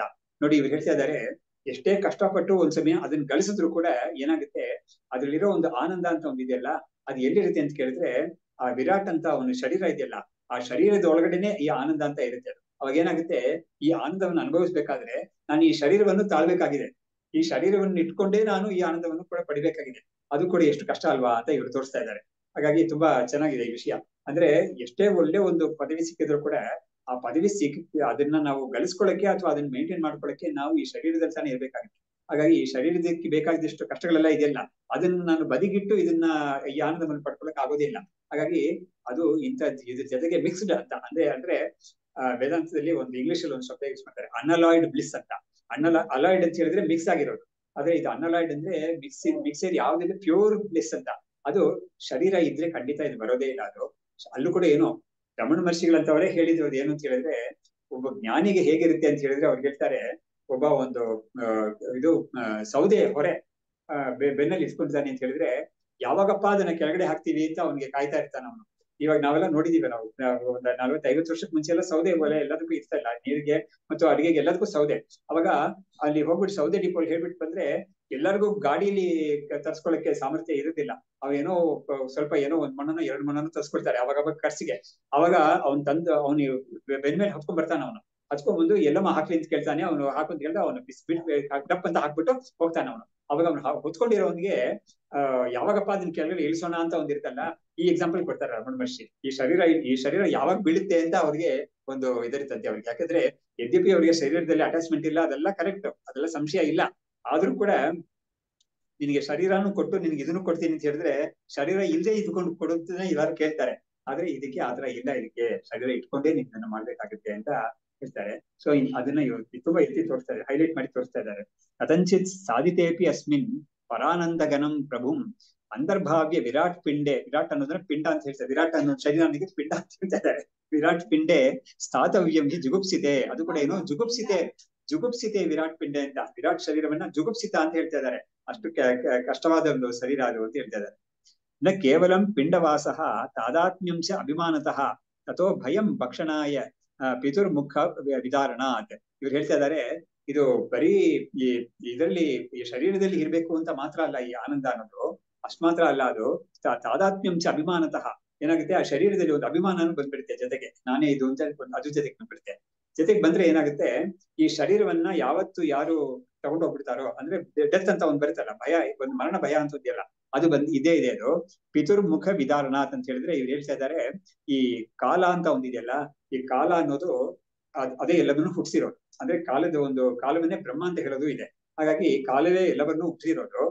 ಮತ್ತೆ ಏನ್ ಮಾಡುತ್ತೆ, ಕಾಲವೇ ಎಲ್ಲವನ್ನು ಕಬಳೀಕರಿಸ್ಬಿಡುತ್ತೆ, ಅದು ತನ್ನೊಳಗೆ. ಹೌದು. ಹಾಗಾಗಿ ಕಾಲು ಜಗದ್ಭಕ್ಷಕಃ ಅಂತ ಹೇಳ್ತಾರೆ. ಹಾಗಾಗಿ ಅದನ್ನೇ ಹೇಳ್ತಾ ಇದ್ದಾರೆ ಇವರು, ನ ಕೇವಲಂ ಪಿಂಡವಾಸಃ ತಾದಾತ್ಮ್ಯಂಚ ಅಭಿಮಾನತಃ ತಥೋ ಭಯಂ ಭಕ್ಷಣಾಯ ಪಿತುರ್ಮುಖ ವಿದಾರಣ ಅಂತ ಹೇಳಿದ್ರೆ ಏನು, ಯಾವ ತಂದೆ ನನ್ನ ಹುಟ್ಟಿಸಿದಾನೋ, ಇದು ಲಿಟ್ರಲ್ ಆಗಿ ತಗೋಬಾರ್ದು ಇದನ್ನ, ಆದ್ರೆ ಇವರು ಅಷ್ಟು ಎಫೆಕ್ಟಿವ್ ಆಗಿ ಹೇಳ್ತಾ ಇದ್ದಾರೆ. ಯಾವ ತಂದೆ ನನ್ನ ಹುಟ್ಟಿಸಿದಾನೋ ಅವನು ಬಾಯಿ ತಗೊಂಡು ಕಾಯ್ತಾ ಇದ್ದಾನೆ ಯಾವಾಗ ಇದನ್ನ ಭಕ್ಷಣ ಮಾಡೋಣ ಅಂತ. ಅದಕ್ಕೊಂದು ಉದಾಹರಣೆನೂ ಕೊಡ್ತಾರೆ ನೋಡಿ, ಮುಂದಕ್ಕೆ ಒಂದು ಉದಾಹರಣೆ ಕೊಡ್ತಾರೆ, ಲೋಕದಲ್ಲಿರೋ ಒಂದು ಉದಾಹರಣೆ ಕೊಡ್ತಾರೆ. ನಾವು ಅದನ್ನ ಎಷ್ಟು ನೋಡಿಲ್ಲ, ಆದ್ರೆ ನಾವು ವಿಚಾರ ಮಾಡಿದ್ರೆ ಹೌದು ಅಂತ ಅನ್ಸುತ್ತೆ. ನಾನು ಸ್ವಲ್ಪ ವರ್ಷ ಮುಂಚೆ ಇದು ಯಾವುದು ನ್ಯಾಷನಲ್ ಜಾಗ್ರಫಿಕ್ ಅದರಲ್ಲಿ ನೋಡುವಾಗ ಯಾವುದೋ ಒಂದು ಪ್ರಾಣಿ ಇದೆ, ಅದಕ್ಕೆ ಹೆಸರು ನನ್ಗೆ ನೆನಪಿಲ್ಲ, ಈ ಹಂದಿ ತರ ಇರುತ್ತೆ, ಅದು ಸ್ವಲ್ಪ ಕಾಡಲ್ಲಿ ಇರೋದು. ಅದು ತನ್ನ ಮರಿಗಳನ್ನ ತಿನ್ಬಿಡುತ್ತೆ ಆತರ. ಬೆಕ್ಕು ತಿನ್ನುತ್ತೆ, ಅದು ಗೊತ್ತಿಲ್ಲ, ಅದು ಹೇಳ್ತಾರೆ. ಆದ್ರೆ ಇವರು ಹಾವು ತಿನ್ನುತ್ತೆ ಅಂತ ಹೇಳ್ತಾ ಇದ್ದಾರೆ. ಇವರು ಒಂದು ಉದಾಹರಣೆ ಕೊಡ್ತಾ ಇದ್ದಾರೆ, ಹಾವು ತಿನ್ನುತ್ತೆ ಅಂತ ಹೇಳ್ತಾರೆ. ಚಂಡಾಲಾನಾಂ ನತ್ತು ನ ಇಯಂ ಭೀಹಿ ಕಿಂತು ಪನ್ನಗ ಜನ್ಮನಃ ಕೋ ಭೇದ ಸ್ಯಾತ್ ವಿರಾಟ್ ಜನ್ಮನಿ ಉರಗಾಹ ಪುತ್ರಭಕ್ಷಿಣಃ ಅಂತ ಹೇಳ್ತಾರೆ. ಉರಗ ಅಂತ ಹೇಳಿದ್ರೆ ಹಾವು ತನ್ನ ಮೊಟ್ಟೆಯನ್ನ ತಾನೇ ತಿನ್ನುತ್ತಂತೆ, ಆತರ ಹೇಳ್ತಾರೆ. ನಾವು ನೋಡಿಲ್ಲ ಅದನ್ನ, ಆದ್ರೆ ಕಾಡಲ್ಲಿರೋರು ನೋಡಿರ್ತಾರೆ ಒಂದ್ ಸಮಯ, ಅದನ್ನ ಗಮನಿಸಿರ್ತಾರೆ ಯಾರಾದ್ರೂ. ನಾನು ಒಂದು ಹಂದಿ ಹೇಳಿದ್ನಲ್ಲ, ಅದು ತಿನ್ನುತ್ತಂತೆ. ಅದು ತನ್ನ ಒಂದು ಇದನ್ನ ಕಾಪಾಡಕ್ಕೆ ಯಾರು ಬಂದ್ರು ಕೂಡ ಅದನ್ನ ಬಿಡದೆ ಅದು ತಿನ್ಬಿಡುತ್ತಂತೆ. ಹೇಗ್ ಬರುತ್ತೆ ಅಂತ ಹೇಳಿದ್ರೆ, ನಾನು ಕೇಳಿದ್ದು ನೋಡಿ, ಗಂಡು ತಂದೆ ಅದೇ ಮರಿಗಳು ತಾಯಿ ಮರಿ ಹಾಕಿರುತ್ತೆ ಅದು. ಆದ್ರೆ ಈ ಗಂಡು ಏನ್ ಮಾಡುತ್ತೆ ಅಂತ ಹೇಳಿದ್ರೆ ಆ ಮರಿಗಳನ್ನ ತಿನ್ನಕ್ ಬಂದ್ಬಿಡುತ್ತೆ. ಅವಾಗ ತಾಯಿ ಅದನ್ನ ಕಾಪಾಡಕ್ಕೆ ಎಷ್ಟೋ ಕಷ್ಟಪಡುತ್ತೆ ಅದು. ಆದ್ರೂ ಕೂಡ ಈ ಗಂಡಿಗೆ ಎಂತದ್ದು ಅಂತ ತಾನೇ ಹುಟ್ಟಿಸಿರೋದು ಅದನ್ನ, ಆದ್ರೂ ಕೂಡ ಈ ತಂದೆ ಏನ್ ಮಾಡುತ್ತೆ, ಅದು ಆ ಪ್ರಾಣಿ ಬಂದು ಈ ಮರಿನ ತಿನ್ನಕ್ ಬಂದ್ಬಿಡುತ್ತೆ ಅದು. ಹಾಗಾಗಿ ಅದು ನಾನು ನೋಡೇ ಇದ್ದೀನಿ, ಅದನ್ನ ಹೇಳ್ತಾರೆ ಅವರು ಆತರ ತೋರಿಸಿ. ನಾನು ಹೇಳಿದ್ನ ಒಂದು ಪ್ರಾಣಿ ಹಂದಿ ತರ ಇರುತ್ತೆ ಅದು. ಸೊ ಇವರು ಇದು ಹಾವು ಈ ತರ ಮಾಡುತ್ತೆ ಅಂತ ಹೇಳ್ತಾ ಇದ್ದಾರೆ. ಉರಗಾಹ ಪುತ್ರ ಭಕ್ಷಿಣಃ ನೋಡಿ ಇವ್ರು ಹೇಳ್ತಾ ಇದ್ದಾರೆ ವಿರಾಟ್ಗೆ ಇಂಥ ಕಷ್ಟಗಳೆಲ್ಲ ಇದೆ, ಆದ್ರೆ ಚಂಡಾಲ ಅಂತ ಹೇಳ್ತಾರಲ್ಲ, ಅಂದ್ರೆ ವಿರಾಟ್ ಒಂದು ಎಕ್ಸ್ಟ್ರೀಮ್ ಅದು, ಇನ್ನೊಂದು ಎಕ್ಸ್ಟ್ರೀಮ್ ಚಂಡಾಲ ಅನ್ನೋದು, ಅದೇ ತುಂಬಾ ಕೀಳಾದ ಜನ್ಮ ಅದು. ಅವನಿಗೂ ಕೂಡ ಇಂಥ ಭಯ ಇರೋದಿಲ್ಲ, ಆದ್ರೆ ಇವನಿಗೆ ಇಂಥ ಭಯ ಇದೆ ನೋಡು ಅಂತ ಅವರು ಅದನ್ನ ಉತ್ಪ್ರೇಕ್ಷೆ ಮಾಡಿ ಹೇಳ್ತಾ ಇದ್ದಾರೆ. ಚಂಡಾಲಾನಾಂತು ಎಂ ಬಿಹಿ ಕಿಂತು ಪನ್ನಗ ಜನ್ಮನಃ, ಪನ್ನಗ ಅಂದ್ರೆ ಹಾವು, ಹಾವಿಗೆ ಹಾವಿಂದ ಹುಟ್ಟಿದೆಯಲ್ಲ ಒಂದು, ಅದಕ್ಕೆ ತನ್ನನ್ನು ಯಾವಾಗ ತಿಂತ ಅನ್ನೋದು ತಿನ್ನುತ್ತೋ, ಅದು ಹಾವು ಹುಟ್ಟಿಸಿರೋ ಹಾವು ಯಾವಾಗ ಅದನ್ನು ತಿನ್ನುತ್ತೋ ಅಂತ ಅದಕ್ಕೆ ಆ ಭಯ ಇರುತ್ತೆ ಅಂತ ಹೇಳ್ತಾರೆ. ಕೋ ಭೇದ ಸ್ಯಾತ್ ವಿರಾಟ್ ಜನ್ಮನಿ, ಹಾಗಾಗಿ ವಿರಾಟ್ಗೂನು ಈ ಒಂದು ಹಾವುಗೂನು ಜನ್ಮಕ್ಕೂ ಏನ್ ವ್ಯತ್ಯಾಸ ಇದೆ, ಎರಡಕ್ಕೂ ಈ ಭಯ ಇದೆಯಲ್ಲ ಅಂತ ಅವರು ಹೇಳ್ತಾ ಇದ್ದಾರೆ. ಉರಗಾಹ ಪುತ್ರ ಭಕ್ಷಿಣಃ ಅಂದ್ರೆ ಈ ಹಾವು ಅನ್ನೋದು ತನ್ನ ಒಂದು ತಾನು ಹಾಕಿರೋ ಒಂದು ತನ್ನ ಆಫ್ ಸ್ಪ್ರಿಂಗ್ ಅಂತ ಹೇಳ್ತಾರಲ್ಲ, ಅದನ್ನೇ ಕೂಡ ಅದು ನುಂಗಾಕ್ಬಿಡುತ್ತೆ ಅದು ಹತ್ರ. ಆ ಒಂದು ಲೋಕದಲ್ಲಿ ಕಂಡಿರೋದನ್ನೇ ಅವ್ರು ಹೇಳ್ತಾ ಇದ್ದಾರೆ, ಉದಾಹರಣೆ ಕೊಡ್ತಾ ಇದ್ದಾರೆ ಹತ್ರ. ಕೃಚ್ರಾತ್ ಭಯೇ ಪ್ರಶಾಂತೇಪಿ ಜಗ್ರಾಹಾಯ ಅಥ ಅರದಿಗ್ರಹ ಕ್ರಿಯಮಾಣೆ ಪ್ರತೀಕಾರೆ ಗರ್ಧಬಾದಿ ಶರೀರತ ಅಂತ ಹೇಳ್ತಾರೆ. ಅಂದ್ರೆ ತುಂಬಾ ಕಷ್ಟಪಟ್ಟು ಈ ಭಯವನ್ನ ನಾವು ಹೋಗ್ಲಾಡ್ಸ್ಕೊಳ್ಳೋಣ ಅಂತ ಇದ್ರು ಕೂಡ ಏನಾಗುತ್ತೆ, ಈ ಒಂದು ಅತೃಪ್ತಿ ಇರ್ತಾನೆ ಇರುತ್ತೆ. ಅದು ಈ ಒಂದು ಶರೀರ ಹೋದ್ಮೇಲೆ ಏನಾಗುತ್ತೆ, ಬೇರೆ ಯಾವ್ದೋ ಒಂದು ಶರೀರ ಕೂಡ ನಮ್ಗೆ ಬಂದ್ಬಿಡ್ಬೋದು. ಅಂದ್ರೆ ಗರ್ಧಬ ಅಂತ ಹೇಳಿದ್ರೆ ಏನು, ಕತ್ತೆ ಜನ್ಮ ಕೂಡ ನಮಗೆ ನೆಕ್ಸ್ಟ್ ಬರ್ಬೋದು ಅಂತ. ಅದಕ್ಕೇನೆ ಇದರಲ್ಲಿ ಮಂಡಕೋಪನಿಷತ್ತಲ್ಲಿ ಕೂಡ ಒಂದು ಮಾತು ಬರುತ್ತೆ ಅಂತ ಹೇಳಿದ್ರೆ, ಇಲ್ಲೆಲ್ಲಾ ಕರ್ಮ ತುಂಬಾ ಚೆನ್ನಾಗಿ ಏನು ಸ್ವರ್ಗಕ್ಕೆ ಹೋಗ್ಬೇಕಾಗಿರೋ ಕರ್ಮ ಎಲ್ಲ ಮಾಡಿ ಹೋಗಿರ್ತಾನೆ ಸ್ವರ್ಗಕ್ಕೆ, ಅಲ್ಲಿ ಹೋಗ್ಬಿಟ್ಟು ಅಲ್ಲಿ ಒಂದು ಫಲವನ್ನೆಲ್ಲ ಅನುಭವಿಸ್ಬಿಟ್ಟು ಅದಕ್ಕೊಂದು ಮಿತಿ ಇರ್ತಲ್ಲ, ಅದ ಅನುಭವಿಸ್ಬಿಟ್ಟು ಕೆಳಗಡೆ ಬರುವಾಗ ಅವನು ಅಲ್ಲಿಂದ ಅದು ಮುಗಿದ್ಮೇಲೆ ಅಲ್ಲಿ ಆ ಜಾಗ ಬಿಡ್ಬೇಕಾಗುತ್ತೆ. ಬಿಟ್ಟು ಅವ್ನು ಬರುವಾಗ ಈ ಲೋಕಕ್ಕೆ ಬರ್ತಾನೆ, ಅಥವಾ ಇದಕ್ಕಿಂತ ಹೀನವಾದ ಲೋಕ ಕೂಡ ಹೋಗ್ಬೋದು ಅವನು ಅಂತ ಬರುತ್ತೆ, ಮಂತ್ರವೇ ಹೇಳುತ್ತೆ ಅಂತ. ಅಂದ್ರೆ ಏನಾಯ್ತು, ಮರ್ತ್ಯ ಲೋಕ ಆದ್ರೂ ಪರವಾಗಿಲ್ಲ, ಮರ್ತ್ಯ ಲೋಕಕ್ಕಿಂತ ಕೆಳಗಡೆ ಹೀನ ತರಂಬ ವಿಶಂತಿ, ಮತ್ತೆ ಅಮಂ ಲೋಕಂ ಹೀನ ತರಂಬ ವಿಶಂತಿ ಅಂತ. ಹಾಗಾಗಿ ಅವನು ಬೇರೆ ದೇವಲೋಕಕ್ಕೆ ಹೋಗಿರ್ತಾನೆ, ಹೋಗ್ಬಿಟ್ಟು ಅವ್ನು ಮುಗಿಸ್ಕೊಂಡು ಅವನು ಅದು ಆ ಕೋಟ ಮುಗಿದ್ಮೇಲೆ ಅವನು ವಾಪಸ್ ಬರುವಾಗ ಈ ಲೋಕಕ್ಕೆ ಬರ್ತಾನೆ ಅಂತ ನಮ್ಗೆ ಗ್ಯಾರಂಟಿ ಇಲ್ಲ. ಯಾಕಂದ್ರೆ ಅವನು ಸಂಚಿತ ಕರ್ಮ ಅಂತ ಹಿಂದೆ ಮಾಡಿದ ಕರ್ಮಗಳೆಲ್ಲ ಬೇಕಾದಷ್ಟು ಇದೆಯಲ್ಲ, ಅದರಲ್ಲಿ ನೆಕ್ಸ್ಟ್ ಯಾವ್ದು ಫಲ ಕೊಡಕ್ಕೆ ಅಂತ ಕಾಯ್ತಾ ಇರುತ್ತೋ ಅದು ಒಂದ್ ವೇಳೆ ಅವನಿಗೆ ತುಂಬಾ ಹೀನವಾದ ಜನ್ಮ ಆಗಿದ್ರೆ ಅವ್ನು ಏನ್ ಮಾಡೋದಿಲ್ಲ, ಅದನ್ನ ತಪ್ಸಕ್ ಆಗೋದೇ ಇಲ್ಲ ಅವನನ್ನ. ಹಾಗಾಗಿ ಆ ಜನ್ಮಕ್ಕೆ ಹೋಗ್ಬೇಕಾಗುತ್ತೆ ಅವನು ಅಂತ. ಆ ಮನುಷ್ಯ ಲೋಕಕ್ಕಿಂತ ಕೀಳಾದ ಜನ್ಮ ಕೂಡ ಅವನಿಗೆ ಹೋಗಕ್ಕೆ ಪಾಸಿಬಿಲಿಟಿ ಇದೆ ಅಂತ ಅದು ತೋರಿಸುತ್ತೆ, ಹೇಳ್ತಾರೆ. ಸೊ ಕೃಚ್ರಾತ್ ಭಯೇ ಪ್ರಶಾಂತೇಪಿ ಜಗ್ರಾಹ ಅಥ ಅರತಿಗ್ರಹ ಕ್ರಿಯಮಾಣೆ ಪ್ರತೀಕಾರೆ ಗರ್ಧಬಾದಿ ಶರೀರದ ಅಂತ ಹೇಳ್ಬಿಟ್ಟು ಇಂಥ ಒಂದು ಶರೀರ ಕೂಡ ಬರಕ್ಕೆ ಪಾಸಿಬಿಲಿಟೀಸ್ ಇದೆ ಅಂತ ಅವರು ಆ ಒಂದು ಎಚ್ಚರಿಕೆ ಕೊಡ್ತಾ ಇದ್ದಾರೆ. ಏಕಯೋನೌ ಸಕೃಜ್ಜಾತಃ ಕ್ಲೇಶಂ ಸೋಢುಂ ನ ಶಕ್ನುಯಾತ್ ಅನಂತ ಯೋನಿಷು ಅಸಕೃತ್ ಜಾಯಾನಸ್ಯ ಕಾ ಕಥಾ ಅಂತ. ಅಂದ್ರೆ ಒಂದು ಶರೀರದಲ್ಲಿ ಇರೋದೇ ಕಷ್ಟಗಳು ಬೇಕಾದಷ್ಟಿದೆ. ಆಗಿರುವಾಗ ನಿಮಗೆ ಒಂದು ಶರೀರ ಮಾತ್ರ ಅಲ್ಲ, ಬೇಕಾದಷ್ಟು ಶರೀರಗಳು ಆಮೇಲೆ ಮುಂದೆ ಬರಕ್ಕೆ ಪಾಸಿಬಿಲಿಟೀಸ್ ಇದೆ ಅಂತ ಹೇಳುವಾಗ ನಮ್ಗೆ ಸ್ವಲ್ಪ ಭಯ ಖಂಡಿತ ಅಲ್ವಾ. ಯಾಕಂದ್ರೆ ಈ ಒಂದು ಆಸ್ತಿಕ ಮತ ಅನ್ನೋದು ಈ ಒಂದೇ ಒಂದು ಶರೀರ ಅಷ್ಟೇ ಅಂತ ಒಪ್ಕೊಂಡಿಲ್ಲ. ಅದು ಇದಕ್ಕೆ ಮುಂಚೆನೂ ಬೇಕಾದಷ್ಟು ಶರೀರ ಬಂದಿದೆ, ಇನ್ ಮುಂದೇನು ಬೇಕಾದಷ್ಟು ಶರೀರ ಬರುತ್ತೆ. ಆದ್ರೆ ನೀನು ಅದಕ್ಕೆ ಮುಕ್ತಾಯ ಮಾಡ್ಕೊಳ್ಳಕ್ಕೆ ನಿನ್ಗೆ ಒಂದು ಪಾಸಿಬಿಲಿಟಿ ಇದೆ. ನೀನ್ ಮೋಕ್ಷಕ್ಕೆ ನೀನ್ ಪ್ರಯತ್ನ ಮಾಡಿದ್ರೆ ಮತ್ತೆ ಜನ್ಮ ಇಲ್ಲದೆ ನೋಡ್ಕೋಬಹುದು. ಆದ್ರೆ ಅದು ಪ್ರಯತ್ನ ಮಾಡದೆ ಹೋದ್ರೆ ಏನಾಗುತ್ತೆ, ಮತ್ತೆ ಮತ್ತೆ ಜನ್ಮ ಬರ್ತಾ ಇರುತ್ತೆ. ಅದು ಎಂತ ಜನ್ಮ ಬರುತ್ತೋ ಹೇಳಕ್ಕೆ ಆಗುದಿಲ್ಲ ನಮ್ಗೆ. ಹಾಗಾಗಿ ಒಂದು ಶರೀರದಲ್ಲೇ ಬೇಕಾದಷ್ಟು ಕಷ್ಟ ಇರುವಾಗ ಮತ್ತೆ ಮತ್ತೆ ಬೇರೆ ಜನ್ಮಗಳಲ್ಲಿ ಎಂತೆಂತ ಕಷ್ಟ ಇರುತ್ತೆ ಅಂತ ನಮ್ಗೆ ಏನ್ ಹೇಳಕ್ಕಾಗುತ್ತೆ ನಮ್ಗೆ. ಹಾಗಾಗಿ ಅದನ್ನು ಕೂಡ ನೆನಪಲ್ಲಿ ಇಟ್ಕೋಬೇಕು ಅನ್ನೋ ಕಾರಣಕ್ಕಾಗಿ ಅವರು ಇದನ್ನ ಹೇಳ್ತಾ ಇದ್ದಾರೆ. ಏಕಯೋನೌ ಸಕೃಜ್ಜಾತಃ ಕ್ಲೇಶಂ ಸೋಢುಂ ನ ಶಕ್ನುಯಾತ್ ಅನಂತ ಯೋನಿಷು ಅಸಕೃಜ್ಜಾಯನಸ್ಯ ಕಾ ಕಥಾ ಅಂತ. ಸೊ ಹೀಗೆ ಬೇಕಾದಷ್ಟು ಜನ್ಮಗಳಲ್ಲಿ ಅದು ಏನು ಬೇಕಾದಷ್ಟು ಶರೀರಗಳು, ಬೇರೆ ಬೇರೆ ಶರೀರಗಳು, ಅದು ಕೂಡ ಪ್ರಾಣಿಗಿರ್ಬೋದು, ಪಕ್ಷಿ ಆಗಿರ್ಬೋದು, ತುಂಬಾ ಕ್ರಿಮಿಕೀಟಗಳಾಗಿರ್ಬೋದು, ಯಾವುದೇ ಆದ್ರೂ ಕೂಡ ಅದರಲ್ಲಿ ಕೂಡ ಬೇಕಾದಷ್ಟು ಮತ್ತೆ ಮತ್ತೆ ಜನ್ಮ ಹುಟ್ಟೋದು ಅಂತ ಹೇಳಿದ್ರೆ ಎಷ್ಟು ಕಷ್ಟ ಅದ್ರಲ್ಲಿದೆ ಅಂತ ಹೇಳಿ, ಇವಾಗ ನಿಸ್ತರೇ ವಿದ್ಯೆಯಾ ಚೇತ್ ಕಿಂ ಬಕಬಂಧ ಪ್ರಯಾಸತಃ ಅಥ ವಿದ್ಯಾಂ ಉಪೇಕ್ಷ್ಯ ಊರ್ಧ್ವಂ ಕಿಂ ವಿದ್ಯಾಂ ಪ್ರಾರ್ಥಯಿಷ್ಯತೆ ಅಂತ ನೋಡಿದ್ರೆ ಇವಾಗ ಹೇಳ್ತಾ ಇದ್ದಾರೆ. ಒಂದು ವೇಳೆ ಇವನು ಒಂದು ವಿದ್ಯೆಯಿಂದ, ಒಂದು ಉಪಾಸನೆಯಿಂದ ಅಥವಾ ಒಂದು ಜ್ಞಾನದಿಂದ ಇದನ್ನ ನಾವು ದಾಟ್ಕೊಳ್ಳೋಣ, ಈ ಜನ್ಮ ಮರಣ ಸರಣಿ ಅಂತ ಇದೆಯಲ್ಲ, ಇದನ್ನ ನಾವು ಒಂದು ಜ್ಞಾನದಿಂದ ನಾವು ದಾಟ್ಕೊಳ್ಳೋಣ ಅಂತ ಅನ್ಕೊಂಡ್ರೆ, ಇದಕ್ಕೆ ಕೂಡ ಸಾಮಾನ್ಯವಾಗಿ ಲೋಕದಲ್ಲಿ ಯಾವ ತರ ಪ್ರಯತ್ನ ಮಾಡ್ತಾರೆ ಅಂತ ಹೇಳಿದ್ರೆ, ತುಂಬಾ ಕಷ್ಟಪಟ್ಟು ಒಂದು ಪ್ರಯತ್ನ ಮಾಡ್ತಾರೆ, ಬಟ್ ಅದಕ್ಕಿಂತ ಸುಲಭವಾಗಿರೋ ಒಂದು ಮೆಥಡ್ ಯೂಸ್ ಮಾಡಲ್ಲ. ಹಾಗಾಗಿ ಇಲ್ಲಿ ಇವ್ರು ಹೇಳ್ತಾ ಇರೋದು, ಏನಾದ್ರೂ ಒಂದು ಮಾಡಿ ಇದರಿಂದ ದಾಟ್ ಹೋಗೋಣ ಅಂತ ನೋಡಿದ್ರೆ ನೀನು ಏನ್ ಮಾಡ್ತಾ ಇದೀಯ, ಅದಕ್ಕಿಂತ ಸಣ್ಣದಾಗಿರೋ ಒಂದು ಕಷ್ಟವಾಗಿರೋದನ್ನ ನೋಡ್ತಾ ಇದೀಯ ನೀನು, ಅದಕ್ಕಿಂತ ಸುಲಭವಾಗಿರೋ ಒಂದು ಮೆಥಡ್ ನ ನೀನು ಹುಡುಕ್ತಾ ಇಲ್ಲ ನೀನು ಅಂತ ಹೇಳ್ತಾ ಇದ್ದಾರೆ. ಅದಕ್ಕೊಂದು ಉದಾಹರಣೆ ಕೊಡ್ತಾ ಇದ್ದಾರೆ. ಬಕಬಂಧ ಪ್ರಯಾಸತಃ ಅಂತ ಇದಕ್ಕೊಂದು ವಿಷಯ ಹೇಳ್ತಾರೆ. ಬೇರೆ ಎಷ್ಟು ಜನ ಓದಿರ್ಬೋದು ಅದು. ಹಿಂದೆ ಕಾಲದಲ್ಲಿ ಈ ಕೊಕ್ಕರೆ ಅಂತ ಒಂದಿದೆಯಲ್ಲ, ಅದನ್ನ ಹಿಡಿಯಕ್ಕೆ ಏನ್ ಮಾಡ್ತಾ ಇದಾರಂತೆ, ಆ ಕೊಕ್ಕರೆ ತಲೆಯಲ್ಲಿ ಸ್ವಲ್ಪ ಬೆಣ್ಣೆ ಇರೋರಂತೆ. ಅದು ಬೆಣ್ಣೆ ಕರಗಿ ಬಿಸಿಲಲ್ಲಿ ಕರಗಿ ಏನಾಗುತ್ತೆ, ಅದು ಕಣ್ಣು ಮುಚ್ಕೊಳ್ಳುತ್ತೆ. ಮುಚ್ಕೊಳ್ಳುವಾಗ ಏನ್ ಮಾಡ್ತಾರೆ, ಹೋಗಿ ಇಟ್ಕೊಳ್ತಾರೆ ಅದನ್ನ ಅಂತ ಹೇಳ್ತಾರೆ.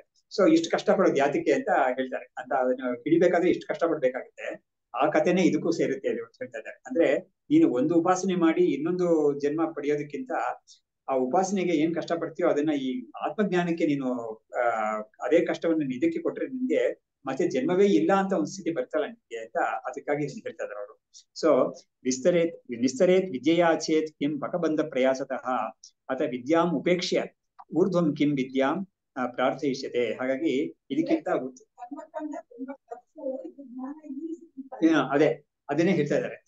ಅದ್ರಲ್ಲಿ ತುಂಬಾ ಕಷ್ಟ ಇದೆ ಇದ್ರಲ್ಲಿ, ಆದ್ರೆ ಇದು ಸುಲಭ. ಅದಕ್ಕೆ ಇದು ಸುಲಭ ಅಂತ. ಸುಲಭ ಅಂದ್ರೆ ಇದ್ರಲ್ಲಿ ಕಷ್ಟ ಇದೆ. ಆದ್ರೆ ಏನ್ ಡಿಫರೆನ್ಸ್ ಅಂತ ಹೇಳಿದ್ರೆ, ಅದ್ರಲ್ಲಿ ನೀನು ಕಷ್ಟಪಟ್ಟು ನೀನ್ ಮಾಡಿದ್ರು ಕೂಡ ನಿನಗೆ ಅದ್ರಲ್ಲಿ ಮುಕ್ತಾಯ ಇಲ್ಲ. ಅದ್ರಲ್ಲಿ ಮತ್ತೆ ನೀನು ಹುಟ್ಟುಬಾಕಿ ಆಗುತ್ತೆ, ಮತ್ತೆ ಮಾಡ್ಲೇಬೇಕಾಗುತ್ತೆ. ಆದ್ರೆ ಇದರಲ್ಲಿ ಒಂದ್ಸತಿ ನೀನು ಕಷ್ಟಪಟ್ಟು ಗಳಿಸ್ಬಿಟ್ಟೆ ಅಂತ ಹೇಳಿದ್ರೆ ಮತ್ತೆ ನಿನಗೆ ಈ ಒಂದು ಕಷ್ಟ ಇರೋದೇ ಇಲ್ಲ. ಅಂದ್ರೆ ಈ ಹುಟ್ಟೋದು ಅಂತ ಅನ್ನೋದು ಇರೋದೇ ಇಲ್ಲ. ಹಾಗಾಗಿ ಇದು ಬೆಟರ್ ಅಂತ ಅದನ್ನ ಒಂದು ವಿವೇಕಕ್ಕಾಗಿ ಇದನ್ನ ಹೇಳ್ತಾ ಇದ್ದಾರೆ. ಕ್ಲೇಶೇನ ಮಹತಾ ಉಪಾಸ್ಯ ಬಹುಯೋನೀಹಿ ಪ್ರವಿಶ್ಯ ಚ ವಿದ್ಯಾನ್ವೇಷಣತಃ ಶ್ರೇಯ ಇದಾನೀಮೇವ ವೇದನಂ. ಹಾಗಾಗಿ ತುಂಬಾ ಕಷ್ಟಪಟ್ಟು ಬೇರೆ ಬೇರೆ ಜನ್ಮಗಳೆಲ್ಲ ಪಡ್ಕೊಳ್ಳೋದಕ್ಕಿಂತ ಇವಾಗ್ಲೇ ಸ್ವಲ್ಪ ಈ ವಿದ್ಯೆಯನ್ನು, ಆತ್ಮವಿದ್ಯೆಯನ್ನು ನೀನು ಹೊಂದ್ಬಿಟ್ರೆ ನಿನಗೆ ಈ ಜನ್ಮ ಅನ್ನೋದೇ ನಿಂತೋಗ್ಬಿಡ್ತಲ್ಲ, ನಿನ್ಗೆ ಅದು ಎಷ್ಟು ಒಳ್ಳೇದದು ಅಂತ ಒಂದು ಬುದ್ಧಿ ಹೇಳ್ತಾ ಇದ್ದಾರೆ. ಈ ಗ್ರಂಥವನ್ನು ಓದೋರಿಗೆ ಮತ್ತು ಯಾರಿಗೇ ಆದ್ರೂ ಕೂಡ ಆ ಕಂಪ್ಯಾರಿಸನ್ ಎರಡು ನಮ್ಗೆ ಮಾಡಿ ತೋರಿಸಿದ್ರೆ ನಮ್ಗೆ ಅದಕ್ಕಿಂತ ಇದು ಒಳ್ಳೇದ್ ತಾನೆ ಅಂತ ಅನ್ಸುತ್ತೆ ನಿಮ್ಗೆ. ಶ್ರಮ ಅನ್ನೋದು ಇದೆ ಖಂಡಿತ. ಇದು ಏನು ಬೇಗ ಸಿಗೋಲ್ಲ. ಬಹುನಾಂ ಜನ್ಮನಾಂ ಅಂತೆ ಜ್ಞಾನವಾನ್ ಮಾ ಪ್ರಪದ್ಯತೆ. ಆಮೇಲೆ ಅನೇಕ ಜನ್ಮ ಸಂಸಿದ್ಧ ಅಥವಾ ಯಾದಿ ಪರಾಂಗತಿ ಅಂತೆಲ್ಲ ಹೇಳಿದ್ದಾರೆ. ಆಗಿದ್ರು ಕೂಡ ಇದಕ್ಕಾಗಿ ನೀನು ಒಂದು ಸ್ಟೆಪ್ ಇಟ್ಬಿಟ್ರೆ ನೀನು ಮುಂದಕ್ಕೆ ಕರ್ಕೊಂಡು ಹೋಗ್ತಾ ಇರುತ್ತೆ. ಹಾಗಾಗಿ ಒಂದಾನು ಸಮಯದಲ್ಲಿ ಇದಕ್ಕೆ ಮುಕ್ತಾಯ ಅಂತ ಒಂದು ಖಂಡಿತ ನೀನ್ ಇವಾಗ ಒಂದು ಉತ್ತೇಜನೆ ಪಡ್ಕೋಬಹುದು ನೀನೇ ಕೂಡ. ಆದ್ರೆ ಇದರಲ್ಲಿ ಆತರ ಇಲ್ವೇ ಇಲ್ವಲ್ಲ, ಇದಕ್ಕೆ ನಿಮ್ಗೆ ಎಂಡ್ ಅನ್ನೋದು ಇಲ್ವೇ ಇಲ್ಲ. ಹಾಗಾಗಿ ಇದು ಒಂದು ಎಂಡ್ಲೆಸ್ ಎಫರ್ಟ್ಸ್ ಅಂತ ಇರುತ್ತೆ ಇದು. ಬೇರೆ ಇದ್ರಲ್ಲಿ ಎಫರ್ಟ್ಗೆ ನಿನ್ಗೆ ಯಾವ್ದಾದ್ರು ಒಂದು ಕಾಲದಲ್ಲಿ ಎಂಡ್ ಬಂದೇ ಬರುತ್ತೆ ಅಂತ ಒಂದು ನಿರ್ಧಾರ ಇದೆ. ಹಾಗಾಗಿ ಆ ನಿರ್ಧಾರ ಅದ್ರಲ್ಲಿ ಇಲ್ಲ. ಅದರಿಂದ ಅದಕ್ಕಿಂತ ಇದು ವಾಸಿ ಅಂತ ಹೇಳ್ತಾರೆ. ಏವಂ ವಿಚಾರ್ಯ ಬಹುಶಃ ತೂರ್ಣಮೇವ ಮುಕ್ಷತಿ ನಿವೃತ್ತಃ ಸರ್ವಬಾಹ್ಯಾರ್ಥಾತ್ ಪ್ರಮೇಯಂ ಮಾತುಂ ಅರ್ಹತಿ. ಹಾಗಾಗಿ ಹೀಗೆ ವಿಚಾರ ಮಾಡಿ, ಅದಕ್ಕೆ ವಿಚಾರ ಮಾಡೋದು ಹೇಗೆ ಅಂತ ಇವ್ರು ಈ ಶ್ಲೋಕಗಳಲ್ಲಿ ಅವ್ರು ತೋರಿಸಿದ್ದು ಹೇಗೆ ನಾವು ವಿಚಾರ ಮಾಡ್ಬೇಕು, ಇದನ್ನು ಕಂಪೇರ್ ಮಾಡಿ ನೋಡ್ಬೇಕು. ಕಂಪೇರ್ ಮಾಡಿ ನೋಡಿ ನಾವು ಅದ್ರಲ್ಲಿ ಎಷ್ಟು ಕಷ್ಟ ಇದೆ ಅಂತ ನಾವು ಅದನ್ನ ಗಮನಿಸಿ ಇದು ಎಷ್ಟು ಒಳ್ಳೇದು ಅಂತ ನಾವು ಗಮನಿಸಿ ತೀರ್ಮಾನ ಮಾಡ್ಬೇಕು. ತೀರ್ಮಾನ ಮಾಡಿದ್ರೆ ಅವ್ನು ಏನಾಗ್ತಾನೆ, ಅವನು ಮುಮುಕ್ಷವಾಗ್ತಾನೆ. ಅವನು ಅದನ್ನ ಹೇಳ್ತಾ ಇದ್ದಾರೆ. ಏವಂ ವಿಚಾರ್ಯ ಬಹುಶಃ ತೂರ್ಣಮೇವ ಮುಮುಕ್ಷತಿ. ಬಹುಶಃ ಅಂತ ಹೇಳಿದ್ರೇನು, ನಾನಾ ವಿಧದಲ್ಲಿ ವಿಚಾರ್ಯ. ಅದಕ್ಕೆ ಇದರಲ್ಲಿ ಮುಂಡಕ್ಕೆ ಹೋಗ್ಬಿಟ್ಟಿದ್ರು ಕೂಡ ಪರೀಕ್ಷೆ ಲೋಕಾನ್ ಕರ್ಮಚಿತಾನ್ ಬ್ರಾಹ್ಮಣ ನಿರ್ವೇದ ಮಾಯಾತ್ ಅಂತ. ಅವನ್ ಏನ್ ಮಾಡ್ತಾನೆ ಅಂದ್ರೆ ಪರೀಕ್ಷೆ ಲೋಕಾನ್ ಅಂದ್ರೆ ಲೋಕದಲ್ಲಿ ಎಲ್ಲವನ್ನು ಪರೀಕ್ಷೆ ಮಾಡ್ತಾನೆ. ಲಿಟ್ರಲಿ ತಗೊಂಡ್ರೆ ಏನಾಗುತ್ತೆ, ಎಲ್ಲಾ ಲೋಕಗಳನ್ನು, ಯಾಕಂದ್ರೆ ಬೇಕಾದಷ್ಟು ಲೋಕ ಇದೆಯಲ್ಲ, ಎಲ್ಲಾ ಲೋಕಗಳನ್ನು ಪರೀಕ್ಷೆ ಮಾಡ್ತಾನೆ ಅವನು. ನೋಡ್ಬಿಟ್ಟು ಅವನು ಯಾವ ಲೋಕಕ್ಕೆ ಹೋಗ್ಬೇಕಾದ್ರೂ ಕೂಡ ಕಷ್ಟ ಇದೆ ಅಂತ ನೋಡ್ತಾನೆ. ಆಮೇಲೆ ಅದು ಕೂಡ ಅನಿತ್ಯ ಅಂತ ನೋಡ್ತಾನೆ. ನೋಡ್ಬಿಟ್ಟು ಅವನ್ ಏನ್ ಮಾಡ್ತಾನೆ, ನಿರ್ವೇದ ಅಂತ ಹೇಳಿದ್ರೆ ವೈರಾಗ್ಯ ಬರುತ್ತೆ ಅವನಿಗೆ. ಆಮೇಲೆ ಅವನ್ ಏನ್ ಮಾಡ್ತಾನೆ, ತದ್ವಿಜ್ಞಾನಾರ್ಥಂ ಸ ಗುರುಮೇವಾಭಿಗಚೆ ಸವಿತ್ಪಾಣಿ ಶ್ರೋತ್ರಿಯಂ ಬ್ರಹ್ಮನಿಷ್ಠಂ ಅಂತ ಹೇಳ್ಬಿಟ್ಟು ಅವನೇನ್ ತೀರ್ಮಾನ ಮಾಡ್ತಾನೆ, ನಾವು ಈ ಕರ್ಮಗಳಿಂದ ಈ ಒಂದು ಯಾವ್ದು ಶಾಶ್ವತವಾದ ಒಂದು ಪದವಿಯನ್ನು ನಾವು ಪಡ್ಕೊಳಕ್ ಆಗೋದೇ ಇಲ್ಲ, ಇದು ಜ್ಞಾನದಲ್ಲೇ ಆಗುತ್ತೆ ಅಂತ ತೀರ್ಮಾನ ಮಾಡ್ಕೊಂಡು ಅವನು ಜ್ಞಾನವನ್ನು ಪಡ್ಕೊಳಕ್ಕಾಗಿ ಅದಕ್ಕಾಗಿ ಗುರು ಹತ್ರ ಹೋಗ್ತಾನೆ ಅಂತ ಬರುತ್ತೆ ಅಲ್ಲಿ. ಅದೇ ವಿಷಯವನ್ನೇ ಇವರು ಇಲ್ಲಿ ನಾನಾ ರೀತಿಯಲ್ಲಿ ಇವನು ಪರೀಕ್ಷೆ ಮಾಡಿದ್ರಿಂದ ನೋಡಿ, ಇವಾಗ ಲೋಕದಲ್ಲಿ ಕೂಡ ಒಬ್ಬ ಪರೀಕ್ಷೆ ಮಾಡ್ತಾನೆ ಅಂತ ಹೇಳಿದ್ರೆ ಹೇಗ್ ಮಾಡ್ತಾನೆ, ಅವನು ಎಲ್ಲಾ ಊರಿಗೂ ಹೋಗಿ ಮಾಡ್ಬೇಕಾ ಅಂತ ಹೇಳಿದ್ರೆ ಅದಕ್ಕಿಲ್ಲ. ಇದಕ್ಕೆ ಒಂದು ನ್ಯಾಯ ಹೇಳ್ತಾರೆ. ಒಂದು ತಪ್ಪಲೆ ಅನ್ನ ಬೇಯ್ತಾ ಇದೆ ಅಂತ ಹೇಳಿದ್ರೆ ಒಂದೊಂದು ಅಗಳನ್ನು ನಾವು ಎತ್ತಿ ನೋಡ್ಬೇಕಾಗಿಲ್ಲ. ಎರಡು ಸ್ಯಾಂಪಲ್ ಅಂತ ನೋಡ್ತೀವಲ್ಲ, ಆ ತರ ಸ್ಯಾಂಪಲ್ ನ ನೋಡ್ತಾನೆ. ನೋಡ್ಬಿಟ್ಟು ಅದು ಹೇಗೆ ಅವನಿಗೆ ಇನ್ಪುಟ್ಸ್ ಎಲ್ಲ ಹೇಗ್ ಸಿಗುತ್ತೆ ಅಂತ ಹೇಳಿದ್ರೆ ಸತ್ಸಂಗದಿಂದ ಸಿಗುತ್ತೆ, ಆಮೇಲೆ ಶಾಸ್ತ್ರದಿಂದ ಸಿಗುತ್ತೆ, ಶಾಸ್ತ್ರವನ್ನು ಓದೋದ್ರಿಂದ ಸಿಗುತ್ತೆ, ಲೋಕದಿಂದ ಅವ್ನು ನೋಡೋದ್ರಿಂದ, ಅವನಿಗೆ ಕಣ್ಣಿಂದ ನೋಡೋದ್ರಿಂದ, ಪ್ರತ್ಯಕ್ಷದಿಂದ ಪ್ರಮಾಣದಿಂದ ಸಿಗುತ್ತೆ, ಅವನಿಗೆ ಅನುಮಾನ ಪ್ರಮಾಣದಿಂದ ಸಿಗುತ್ತೆ ಅವನಿಗೆ. ಸೊ ಹೀಗೆ ನೋಡಿದಾಗ ಅವನಿಗೆ ಈ ಲೋಕದಲ್ಲಿ ಯಾವ್ಯಾವ ಪದವಿ ಗಳಿಸಿದಾರೋ ಕರ್ಮದಿಂದ ಅವ್ರಿಗೆಲ್ಲ ಅದೇ ಪದವಿ ಹೊಟ್ಟೋಗ್ತಾ ಇದೆ ಅಂತ ನಾವು ನೋಡ್ತಾ ಇದೀವಿ. ಒಂದ್ರಲ್ಲಿ ಅವ್ರು ಬಿದ್ದ್ಬಿಡ್ತಾರೆ ಅದರಿಂದ, ಅಥವಾ ಅಲ್ಲಿ ಇರೋರು ಕಳಿಸ್ಬಿಡ್ತಾರೆ ಅವ್ರನ್ನ. ಸೊ ಇದನ್ನ ನೋಡ್ತಾ ಇದೀವಿ ನಾವು. ಇದು ಈ ಲೋಕದಲ್ಲಿ ನೋಡ್ತೀವಿ. ಇದೇ ತರ ಪರಲೋಕದಲ್ಲಿ ಕೂಡ ಇದೇ ತರ ಆಗುತ್ತೆ ಅಂತ ನಮ್ಗೆ ಶಾಸ್ತ್ರ ಹೇಳ್ತಾ ಇದೆ ನಮ್ಗೆ. ಅವಾಗ ಏನಾಗುತ್ತೆ, ನೀನ್ ಎಲ್ಲೇ ಹೋದ್ರು ಕೂಡ, ಯಾವುದೇ ಲೋಕಕ್ಕೆ ಹೋದ್ರು ಕೂಡ ಅದು ಶಾಶ್ವತ ಅಲ್ಲ ಅಂತ ಒಂದು ತೀರ್ಮಾನ ಬರುತ್ತೆ. ಆದ್ರೆ ಆ ಲೋಕಕ್ಕೆ ಹೋಗಕ್ಕೆ ನಿನ್ಗೆ ತುಂಬಾ ಕಷ್ಟ ಇದೆ ಅಂತಾನು ನೋಡ್ತಾನೆ. ನೋಡ್ಬಿಟ್ಟು ಅವ್ನ ಏನ್ ತೀರ್ಮಾನ ಮಾಡ್ತಾನೆ, ಯಾವುದೇ ಲೋಕ ನನ್ಗೆ ಬೇಡವೇ ಬೇಡ, ಬೇಕಾಗಿರೋದು ಲೋಕವೇ ಇಲ್ಲೇ ಇರೋ ಒಂದು ಸ್ಥಿತಿ ನನ್ಗೆ ಬೇಕಾಗಿರೋದು. ಅದಕ್ಕೆ ದಾರಿ ಮಾಡಿಸ್ತಾ ಇದೆ, ಶಾಸ್ತ್ರ ತೋರಿಸ್ತಾ ಇದೆ.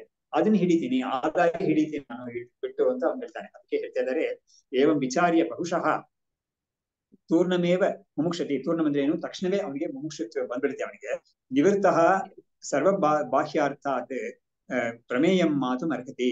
ಅವನೇನ್ ಮಾಡ್ತಾನೆ, ಅವನಿಗೆ ಎಲ್ಲಾ ಬಾಹ್ಯಾರ್ಥ ಅಂತ ಹೇಳಿದ್ರೆ ಏನು, ತನ್ನ ಆತ್ಮನಿಗಿಂತ ಹೊರಗಡೆ ಇರೋ ವಿಷಯಗಳು ಎಲ್ಲವೂ ಕೂಡ ಬಾಹ್ಯನೇ.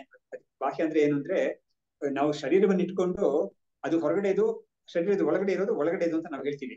ಆದ್ರೆ ಇಲ್ಲಿ ಏನಾಗುತ್ತೆ ಅಂತ ಹೇಳಿದ್ರೆ, ಶರೀರವನ್ನು ಸೇರಿಸಿ ಎಲ್ಲವೂ ಕೂಡ ಬಾಹ್ಯ. ತನಗಿಂತ ತಾನು ಅಲ್ಲದೆ ಇರೋದು, ತನ್ನ ವಾಸ್ತವಾದ ಸ್ವರೂಪ ತಾನು ಆತ್ಮ. ಆತ್ಮ ಅಲ್ಲದೆ ಇರೋದು ಎಲ್ಲವೂ ಕೂಡ ಅನಾತ್ಮ, ಅದೆಲ್ಲವೂ ಕೂಡ ಬಾಹ್ಯ. ಹಾಗಾಗಿ ಈ ಶರೀರವನ್ನ ಶೃಂಗಾರ ಮಾಡ್ಕೊಳ್ಳೋದು, ಅಥವಾ ಅದಕ್ಕೆ ಇನ್ನೊಂದು ಸ್ವಲ್ಪ ಇನ್ನೂ ಸ್ವಲ್ಪ ಅನುಕೂಲವಾಗಿರೋ ಒಂದು ಶರೀರ ಪಡ್ಕೊಳ್ಳೋದು, ಅಥವಾ ಅದಕ್ಕಿಂತ ಅನುಕೂಲವಾಗಿರೋ ಒಂದು ಇನ್ನೂ ಸ್ವಲ್ಪ ಚೆನ್ನಾಗಿರೋ ಸುಖವನ್ನು ಪಡ್ಕೊಳ್ಳೋದು, ಅದೇನೇ ಮಾಡಿದ್ರು ಕೂಡ ನಾನು ಅಲ್ಲದೆ ಇರೋ ವಿಷಯನೇ ಅದು ಖಂಡಿತ. ಹಾಗಾಗಿ ಅದನ್ನ ಪೂರ್ತಿ ಬಿಟ್ಬಿಟ್ಟು ಅವನ್ ಏನ್ ಮಾಡ್ತಾನೆ, ಬಿಟ್ಟೋದಂದ್ರೆ ಅದರಲ್ಲಿ ಅಭಿಮಾನವನ್ನ ಬಿಡಕ್ಕೆ ಅವನು ಪ್ರಯತ್ನ ಮಾಡ್ತಾನೆ. ಆಮೇಲೆ ಈ ಒಂದು ಮೋಕ್ಷ ಸ್ಥಿತಿಯನ್ನು ಮುಂದಕ್ಕೆ ಮುಂದಾಗ್ತಾನೆ ಅಂತ ಹೇಳಿದ್ರು. ಅವನೇ ಮುಮುಕ್ಷು ಅಂತ ಹೇಳಿದ್ರು. ಇವಾಗ ಅವನು ಹೇಗೆ ಇರ್ತಾನೆ ಅಂತ ಹೇಳ್ತಾ ಇದ್ದಾರೆ. ಅಧಿಕಾರಿ ಸಾಧಿತಃ ಸ್ಯಾತ್ ಏವಂ ಫಲವಿಚಾರತಃ ತೇನ ಪ್ರಮಾತುಂ ಯತ್ ಯೋಗ್ಯಂ ತದಿದಾನಿ ನಿರೂಪ್ಯತೆ. ಹಾಗಾಗಿ ಇವಾಗ ಈ ಅಧಿಕಾರಿಯನ್ನು ಇವಾಗ ಸಿದ್ಧ ಆಗಿದ್ದಾನೆ. ಈ ಅಧಿಕಾರಿ ಅಂದ್ರೆ ಏನು, ಈ ಮೋಕ್ಷ ಮಾರ್ಗಕ್ಕೆ ಯಾರು ಫಿಟ್ ಪರ್ಸನ್ ಅಂತ, ಯಾರು ಫಿಟ್ ಆಗಿದ್ದಾನೋ ಇದಕ್ಕೆ, ಅವನಿಗೆ ವೈರಾಗ್ಯ ಬಂದಿದೆ. ಅವನು ಲೋಕದಲ್ಲಿ ಎಲ್ಲವನ್ನೂ ನೋಡ್ಬಿಟ್ಟು ಅವನಿಗೆ ವಿವೇಕದಿಂದ ನೋಡಿದ್ದಾನೆ, ಅದರಿಂದ ವೈರಾಗ್ಯ ಬಂದಿದೆ ಅವನಿಗೆ. ಯಾತಿಕ್ ಅದನ್ನೆಲ್ಲ ನೋಡಿದ್ರೆ, ಯಾತಿಕ್ ವಿವೇಕ ಮಾಡ್ಕೊಂಡ ಅಂತ ಹೇಳಿದ್ರೆ, ಅವನಿಗೆ ಮೋಕ್ಷದಲ್ಲಿ ಇಚ್ಛೆ ಇದೆ, ಅದನ್ನ ಮುಮುಕ್ಷತ್ವ ಇದೆ ಅವನಿಗೆ. ಹಾಗಾಗಿ ಶಮಾಧಿಶಕ್ತ ಸಂಪತ್ತಿ ಅದೆಲ್ಲ ಕೂಡ, ಶಮ ತಮ ಉಪರತಿ ಅದೆಲ್ಲವೂ ಕೂಡ ಅವನಿಗೆ ಮೈಗೂಡಿಸ್ಕೊಂಡಿದ್ದಾನೆ ಅಂತ ಅವನು ಇವಾಗ ಈ ಆತ್ಮ ವಿಚಾರಕ್ಕೆ ಅವನು ಮುಂದಾಗ್ತಾನೆ ಅಂತ ಅವನ ವಿಷಯಕ್ಕೆ ಹೇಳ್ತಾ ಇದ್ದಾರೆ. ಅಧಿಕಾರಿ ಸಾಧಿತ ಸ್ಯಾತ್ ಏವಂ ಫಲ ವಿಚಾರತಃ ತೇ ಅಂದ್ರೆ ಫಲ ಅಂತ ಹೇಳಿದ್ರೇನು, ಅದರ ಫಲ ಎಂಥದ್ದು, ಇದರ ಫಲ ಎಂಥದ್ದು, ಕರ್ಮದ ಫಲ ಎಂಥದ್ದು, ಈ ಮೋಕ್ಷದ ಫಲ ಎಂಥದ್ದು ಅಂತ ಹೇಳ್ಬಿಟ್ಟು ಎರಡನ್ನು ಕೂಡ ಅವನು ತೋಲನೆ ಮಾಡಿ ಅವನು ಇದೇ ಬೇಕು ನನಗೆ, ಅದು ಬೇಡ ಅಂತ ಅವನು ತೀರ್ಮಾನ ಮಾಡ್ತಾನೆ. ತೇನ ಪ್ರಮಾತಂ ಯತ್ ಯೋಗ್ಯಂ ತತ್ ಇದಾನಿ ನಿರೂಪ್ಯತೆ. ಹಾಗಾಗಿ ಅವನು ಯಾವ ಒಂದು ಮೋಕ್ಷ ಮಾರ್ಗಕ್ಕೆ ಕಾಲಿಡ್ತಾ ಇದ್ದಾನೋ ಆ ಮೋಕ್ಷ ಮಾರ್ಗದ ವಿಷಯವಾಗಿ ಇವಾಗ ನಾವು ಹೇಳ್ತೀವಿ ಅಂತ. ಇವಾಗ ಮುಂದೆ ಬರೋ ಸೆಕ್ಷನ್ ಪೂರ್ತಿ ಆ ಮೋಕ್ಷ ವಿಷಯವಾಗಿ ಬರುತ್ತೆ. ಮುಮುಕ್ಷು ಆಮೇಲೆ ಮತ್ತು ಆತ್ಮಜ್ಞಾನ ಇಂಥ ವಿಷಯಗಳಾಗಿ ಇರುತ್ತೆ. ಉಪಾದೇಯಸ್ಯ ಮೇಯಸ್ಯ ವಾಚ್ಯ ಸಂಭಾವನಾ ಯಥಾ ಹೇಯ ಸಂಸಾರ ಹೇತುಶ್ಚ ವಕ್ತವ್ಯೋ ಯತ್ನತಃ ತತಃ. ಹಾಗಾಗಿ ಇವಾಗ ಉಪಾಯ ಅಂತ ಹೇಳಿದ್ರೆ, ಉಪಾದೇಯ ಅಂತ ಹೇಳಿದ್ರೆ ಯಾವ್ದು ನಾನು ಇವಾಗ ತಗೊಳ್ತೀನಿ, ಬಿಡ್ಬೇಕಾದ್ದು ಹೇಯ ಅಂತ. ಹಾಗಾಗಿ ಉಪಾದೇಯ ಯಾವ್ದಿದೆಯೋ ಅದ್ರ ಬಗ್ಗೆನೂ ಹೇಳ್ಬೇಕಾಗಿದೆ, ಆಮೇಲೆ ಬಿಡ್ಬೇಕಾದ್ ಯಾವ್ದಿದೆಯೋ ಅದ್ರ ಬಗ್ಗೆನೂ ನಾವು ಚೆನ್ನಾಗಿ ಹೇಳ್ಬೇಕಾಗಿದೆ, ಎರಡನ್ನೂ ಹೇಳ್ಬೇಕಾಗಿದೆ. ಇವಾಗ ಅದಕ್ಕೇನೆ ಇವಾಗ ಬ್ರಹ್ಮಸೂತ್ರಗಳು ಅಂತ ಬಂದಿದೆಯಲ್ಲ, ಅದಕ್ಕೆ ಪ್ರಾರಂಭದಲ್ಲೇನೆ ಅಥಾತೋ ಬ್ರಹ್ಮ ಜಿಜ್ಞಾಸ ಅಂತಾನೆ ಸ್ಟಾರ್ಟ್ ಆಗೋದು. ಬ್ರಹ್ಮ ಜಿಜ್ಞಾಸ ಅಂದ್ರೆ ಬ್ರಹ್ಮದ ಬಗ್ಗೆ ನಾವು ಇದನ್ನ ಜಿಜ್ಞಾಸೆ ಮಾಡಕ್ಕೆ ಇವಾಗ ಮುಂದಾಗ್ತೀವಿ ಅಂತ. ಆದ್ರೆ ಅಲ್ಲಿ ಹೋಗ್ತಾ ಹೋಗ್ತಾ ಏನಾಗುತ್ತೆ ಅಂತ ಹೇಳಿದ್ರೆ, ಬ್ರಹ್ಮ ಅಲ್ಲದೆ ಇರೋದ್ರ ಬಗ್ಗೆನೂ ವಿಚಾರ ಮಾಡುತ್ತೆ. ಬ್ರಹ್ಮ ಅಲ್ಲದೆ ಯಾತಿಕ್ ಅದ್ ಮಾಡುತ್ತೆ ಅಂತ ಹೇಳಿದ್ರೆ, ಅದ್ರ ಬಗ್ಗೆ ಅವನು ತಿಳ್ಕೊಬೇಕಾಗಿದೆ. ಒಬ್ಬ ಸಂಸಾರದಲ್ಲಿ ಇರೋನು ಬ್ರಹ್ಮದ ಬಗ್ಗೆನೂ ತಿಳ್ಕೊಬೇಕಾಗಿದೆ, ಬ್ರಹ್ಮ ಅಲ್ಲದೆ ಇರೋದ್ರ ಬಗ್ಗೆನೂ ತಿಳ್ಕೊಬೇಕಾಗಿದೆ. ಅದನ್ನ ಬಿಡೋದಿಕ್ಕಾಗಿ ಇದನ್ನ ಅವನು ಹೊಂದೋದಕ್ಕಾಗಿ ಹಾಗಾಗಿ ಎರಡು ಜ್ಞಾನ ಬೇಕಾಗಿದೆ. ಅದೇ ತರನೇ ಈ ಮೀಮಾಂಸಾ ಶಾಸ್ತ್ರ ಅಂತ ಇದೆಯಲ್ಲ, ಅದರಲ್ಲಿ ಧರ್ಮ ಜಿಜ್ಞಾಸ ಅಂತ ಸ್ಟಾರ್ಟ್ ಆಗುತ್ತೆ. ಅದರಲ್ಲೂ ಇದೇ ತರನೇ ಧರ್ಮ ಜಿಜ್ಞಾಸ ಅಂತ, ಧರ್ಮ ಯಾವ್ದು ಅಂತ ಹೇಳುವಾಗ ಮುಂದಕ್ಕೆ ಅವರು ಅಧರ್ಮ ಯಾವ್ದು ಅಂತಾನು ಹೇಳ್ಬೇಕಾಗಿದೆ. ಯಾಕಂದ್ರೆ ಅದನ್ನ ಬಿಡಬೇಕಾಗಿದೆ, ಧರ್ಮವನ್ನು ಮಾತ್ರ ಮಾಡ್ಬೇಕಾಗಿದೆ ಅಂತ. ಹಾಗಾಗಿ ಇಲ್ಲೂ ಕೂಡ ಅದೇ ಸಮಾನವಾಗಿಯೇ ಇರುತ್ತೆ. ಹಾಗಾಗಿ ಅದನ್ನು ನಾವು ಹೈಲೈಟ್ ಮಾಡಿ ತೋರಿಸ್ಬೇಕಾಗಿದೆ. ಅವಾಗ್ಲೇನೆ ಅದರಲ್ಲಿ ಒಂದು ಜುಗುಪ್ಸೆ ಬರುತ್ತೆ, ಆಮೇಲೆ ಇದರಲ್ಲಿ ಅವನಿಗೆ ಒಂದು ಬೇಕಾಗಿದೆ ಅಂತ ಇದರಲ್ಲಿ ಉಪಾದೇಯ ಅಥವಾ ಬುದ್ಧಿ ಬರುತ್ತೆ. ಇದರಲ್ಲಿ ಬೃಹದಾರಣ್ಯಕದಲ್ಲಿ ಮತ್ತು ಚಾಂದೋಗ್ಯದಲ್ಲೆಲ್ಲ ಹೇಳುತ್ತೆ, ಕೆಲವು ಜನ್ಮಗಳೆಲ್ಲ ಹುಟ್ಟಿದ ತಕ್ಷಣ ಸಾಯೋದಷ್ಟೇನೆ, ಬೇರೆ ಏನಿರಲ್ಲ. ಜಾಯಸ್ವ ಮ್ರಿಯಸ್ವ. ಇವಾಗ ನೋಡಿ, ನಾವು ಇದರಲ್ಲಿ ಮಳೆಗಾಲದಲ್ಲಿ ಕೆಲವು ಸತಿ ಈ ಭೂಮಿಯಿಂದ ಕೆಲವೆಲ್ಲ ಬರುತ್ತೆ, ಹುಳುಗಳೆಲ್ಲ ಬರುತ್ತೆ. ಅದು ಸಾಯಂಕಾಲದ ಜೊತೆ ಬರುತ್ತೆ. ಅದು ದೀಪ ಇರೋ ಕಡೆ ಬಂದು ಎಲ್ಲ ತುಂಬಾ ಸಾವಿರಾರು ಲಕ್ಷಾಂತರ ಬರುತ್ತೆ. ಅದು ಬಂದು ಒಂದು ಸ್ವಲ್ಪ ಹೊತ್ತೇ ಅದ್ರ ಜನ್ಮ ಅನ್ನೋದು. ಆಮೇಲೆ ತಕ್ಷಣ ಏನಾಗುತ್ತೆ, ಅದದು ರೆಕ್ಕೆಗಳೆಲ್ಲ ಬಿದ್ದೋಗ್ಬಿಡುತ್ತೆ. ಅವಾಗ ಯಾವ್ದೋ ಒಂದು ಅದನ್ನ ಬಂದು ತಿನ್ನುತ್ತೆ. ಏನೋ ಕಪ್ಪೆ ಕಾಯ್ತಾ ಇರುತ್ತೆ ತಿನ್ನಕ್ಕೆ, ಅಥವಾ ಹಲ್ಲಿಗೆ ತಿನ್ನುತ್ತೆ ಅದನ್ನ, ಅಥವಾ ಕಾಗೆ ಎಲ್ಲ ಬಂದು ತಿನ್ನುತ್ತೆ ಬೆಳಿಗ್ಗೆ ಆದ್ರೆ ಇಂಥದ್ದು. ಹೀಗಾಗಿ ಅವುಗಳ ಜನ್ಮನೇ ಹುಟ್ಟಿದ ತಕ್ಷಣ ಸ್ವಲ್ಪ ಹೊತ್ತರಲ್ಲೇ ಅದು ಸಾಯೋದು ಅಂತ. ಜಾಯಸ್ವ ಮಿರಿಯಸ್ವ ಅಂತ ಇಂಥದ್ದೆಲ್ಲ ಹೇಳ್ಬಿಟ್ಟು ಆ ಉಪನಿಷತ್ ಹೇಳಿದ್ದೆ ಇದೆಲ್ಲ ಯಾತಕ್ಕೆ ಹೇಳ್ತೀವಿ ಅಂತ ಹೇಳಿದ್ರೆ ತಸ್ಮಾತ್ ಜುಗುಪ್ಸೇತ್ ಅಂತ, ಇದ್ರಲ್ಲಿ ಒಂದು ಜುಗುಪ್ಸೆ ಬರ್ಲಿ, ಇದರಲ್ಲಿ ಒಂದು ವಿರಕ್ತಿ ಬರ್ಲಿ, ನಾವು ಸರಿಯಾಗಿ ಮಾಡ್ಬೇಕಾದ್ ಯಾವ್ದಿದೆಯೋ ಅದನ್ನ ಮಾಡದೆ ಹೋದ್ರೆ ನಮಗೂ ಕೂಡ ಇಂಥ ಒಂದು ಜನ್ಮ ಬರುತ್ತೆ ಅಂತ ಒಂದು ಬುದ್ಧಿ ಬರ್ಲಿ ಅಂತ ಹೇಳ್ಬಿಟ್ಟು ಅವಾಗ ಏನ್ ಮಾಡ್ತಾನೆ, ಇದನ್ನ ಎತ್ತಿ ತೋರಿಸಿದಾಗ ಅಯ್ಯೋ ನಮ್ಗೆ ಇಂಥ ಜನ್ಮ ಬೇಡವೇ ಬಿಡಪ್ಪ ನಮ್ಗೆ ಅಂತ ಅನ್ಸುತ್ತೆ. ಅವಾಗ ನಮ್ಗೆ ಏನ್ ಮಾಡಕ್ ಆಗುತ್ತೋ ಅದನ್ನ ಖಂಡಿತ ಮಾಡೋಣ ಅಂತ ಹೇಳ್ಬಿಟ್ಟು ಅದಕ್ಕೆ ಮುಂದಾಗ್ತಾನೆ. ಹಾಗಾಗಿ ಏನು ಮಾಡದೆ ಸುಮ್ನೆ ಇದ್ಕೊಂಡು ಅಥವಾ ಈ ಮಾಡಬಾರದನ್ನ ಮಾಡಿ ತುಂಬಾ ಕಷ್ಟಕ್ಕೆಲ್ಲ ಸಿಗಾಕೊಳ್ಳೋದಕ್ಕಿಂತ ನಮ್ಮಿಂದ ಮಾಡಕ್ ಆಗುತ್ತೆ ಅಂತ ಹಿರಿಯರು ಹೇಳ್ತಾ ಇದ್ದಾರೆ, ಅದನ್ನ ನಾವು ಮಾಡಿದ್ರೆ ನಮ್ಗೆ ಒಳ್ಳೆ ತಾನೆ ಅಂತ ಹೇಳ್ಬಿಟ್ಟು ಅದಕ್ಕೆ ಹೋಗ್ತಾನೆ ಮುಂದಕ್ಕೆ ಅಂತ ಇಲ್ಲಿ ಹೇಳ್ತಾ ಇದಾರೆ. ಉಪಾದೇಯಸ್ಯ ಮೇಯಸ್ಯ, ಮೇಯ ಅಂದ್ರೆ ಪ್ರಮೇಯ ಅಂದ್ರೆ ಯಾವ್ದು ತಿಳ್ಕೋಬೇಕೋ ಅದು, ವಾಚ್ಯ ಸಂಭಾವನಾ ಯಥ ಅಂದ್ರೆ ಅದು ಖಂಡಿತ ಇದೆ ಅದು ಅಂತ ಒಂದು ಮುಕ್ತಿ ಮಾರ್ಗ ಅಂತ ಒಂದು ಗೋಲ್ ಅಂತ ಒಂದು ಇದೆ ಅದು ಖಂಡಿತ, ಅದನ್ನ ನಾವು ಹೊಂದಬಹುದು ಖಂಡಿತ ಅನ್ನೋದನ್ನ ಒಂದು ಭರವಸೆ ಉಂಟು ಮಾಡ್ಬೇಕು. ಅದೇ ಸಮಯ ಹೇಯ ಸಂಸಾರ ಹೇತುಶ್ಚ ವಕ್ತವ್ಯೋ ಯತ್ನತಃ ತತಃ. ಹಾಗಾಗಿ ಹೇಯವಾದ ಒಂದು ಸಂಸಾರ ಇದೆಯಲ್ಲ ಅದಕ್ಕೆ ಏನ್ ಕಾರಣ ಅಜ್ಞಾನ ಅಂತ ಇದೆಯಲ್ಲ ಅದ್ರ ಬಗ್ಗೆನೂ ನಾವು ಹೇಳ್ಬೇಕಾಗಿದೆ. ಸೊ ಜ್ಞಾನದ ಬಗ್ಗೆನೂ ಹೇಳ್ಬೇಕು, ಅಜ್ಞಾನದ ಬಗ್ಗೆನೂ ಹೇಳ್ಬೇಕು. ಅಜ್ಞಾನ ಅಂತ ನಮ್ಗೆ ಆಲ್ರೆಡಿ ಇದೆಯಲ್ಲ ನಮ್ಗೆ ಅಂತ ನಾವು ಕೇಳಂಗಿಲ್ಲ, ಯಾಕಂದ್ರೆ ನಿಮ್ಗೆ ಅಜ್ಞಾನ ಇದ್ರೂ ಕೂಡ ಈ ಅಜ್ಞಾನ ಅನ್ನೋದು ಅದ್ರ ಬಗ್ಗೆ ಒಂದು ವ್ಯವಸ್ಥಿತವಾಗಿ ಅದನ್ನ ಹೇಳ್ಬೇಕಾಗಿದೆ.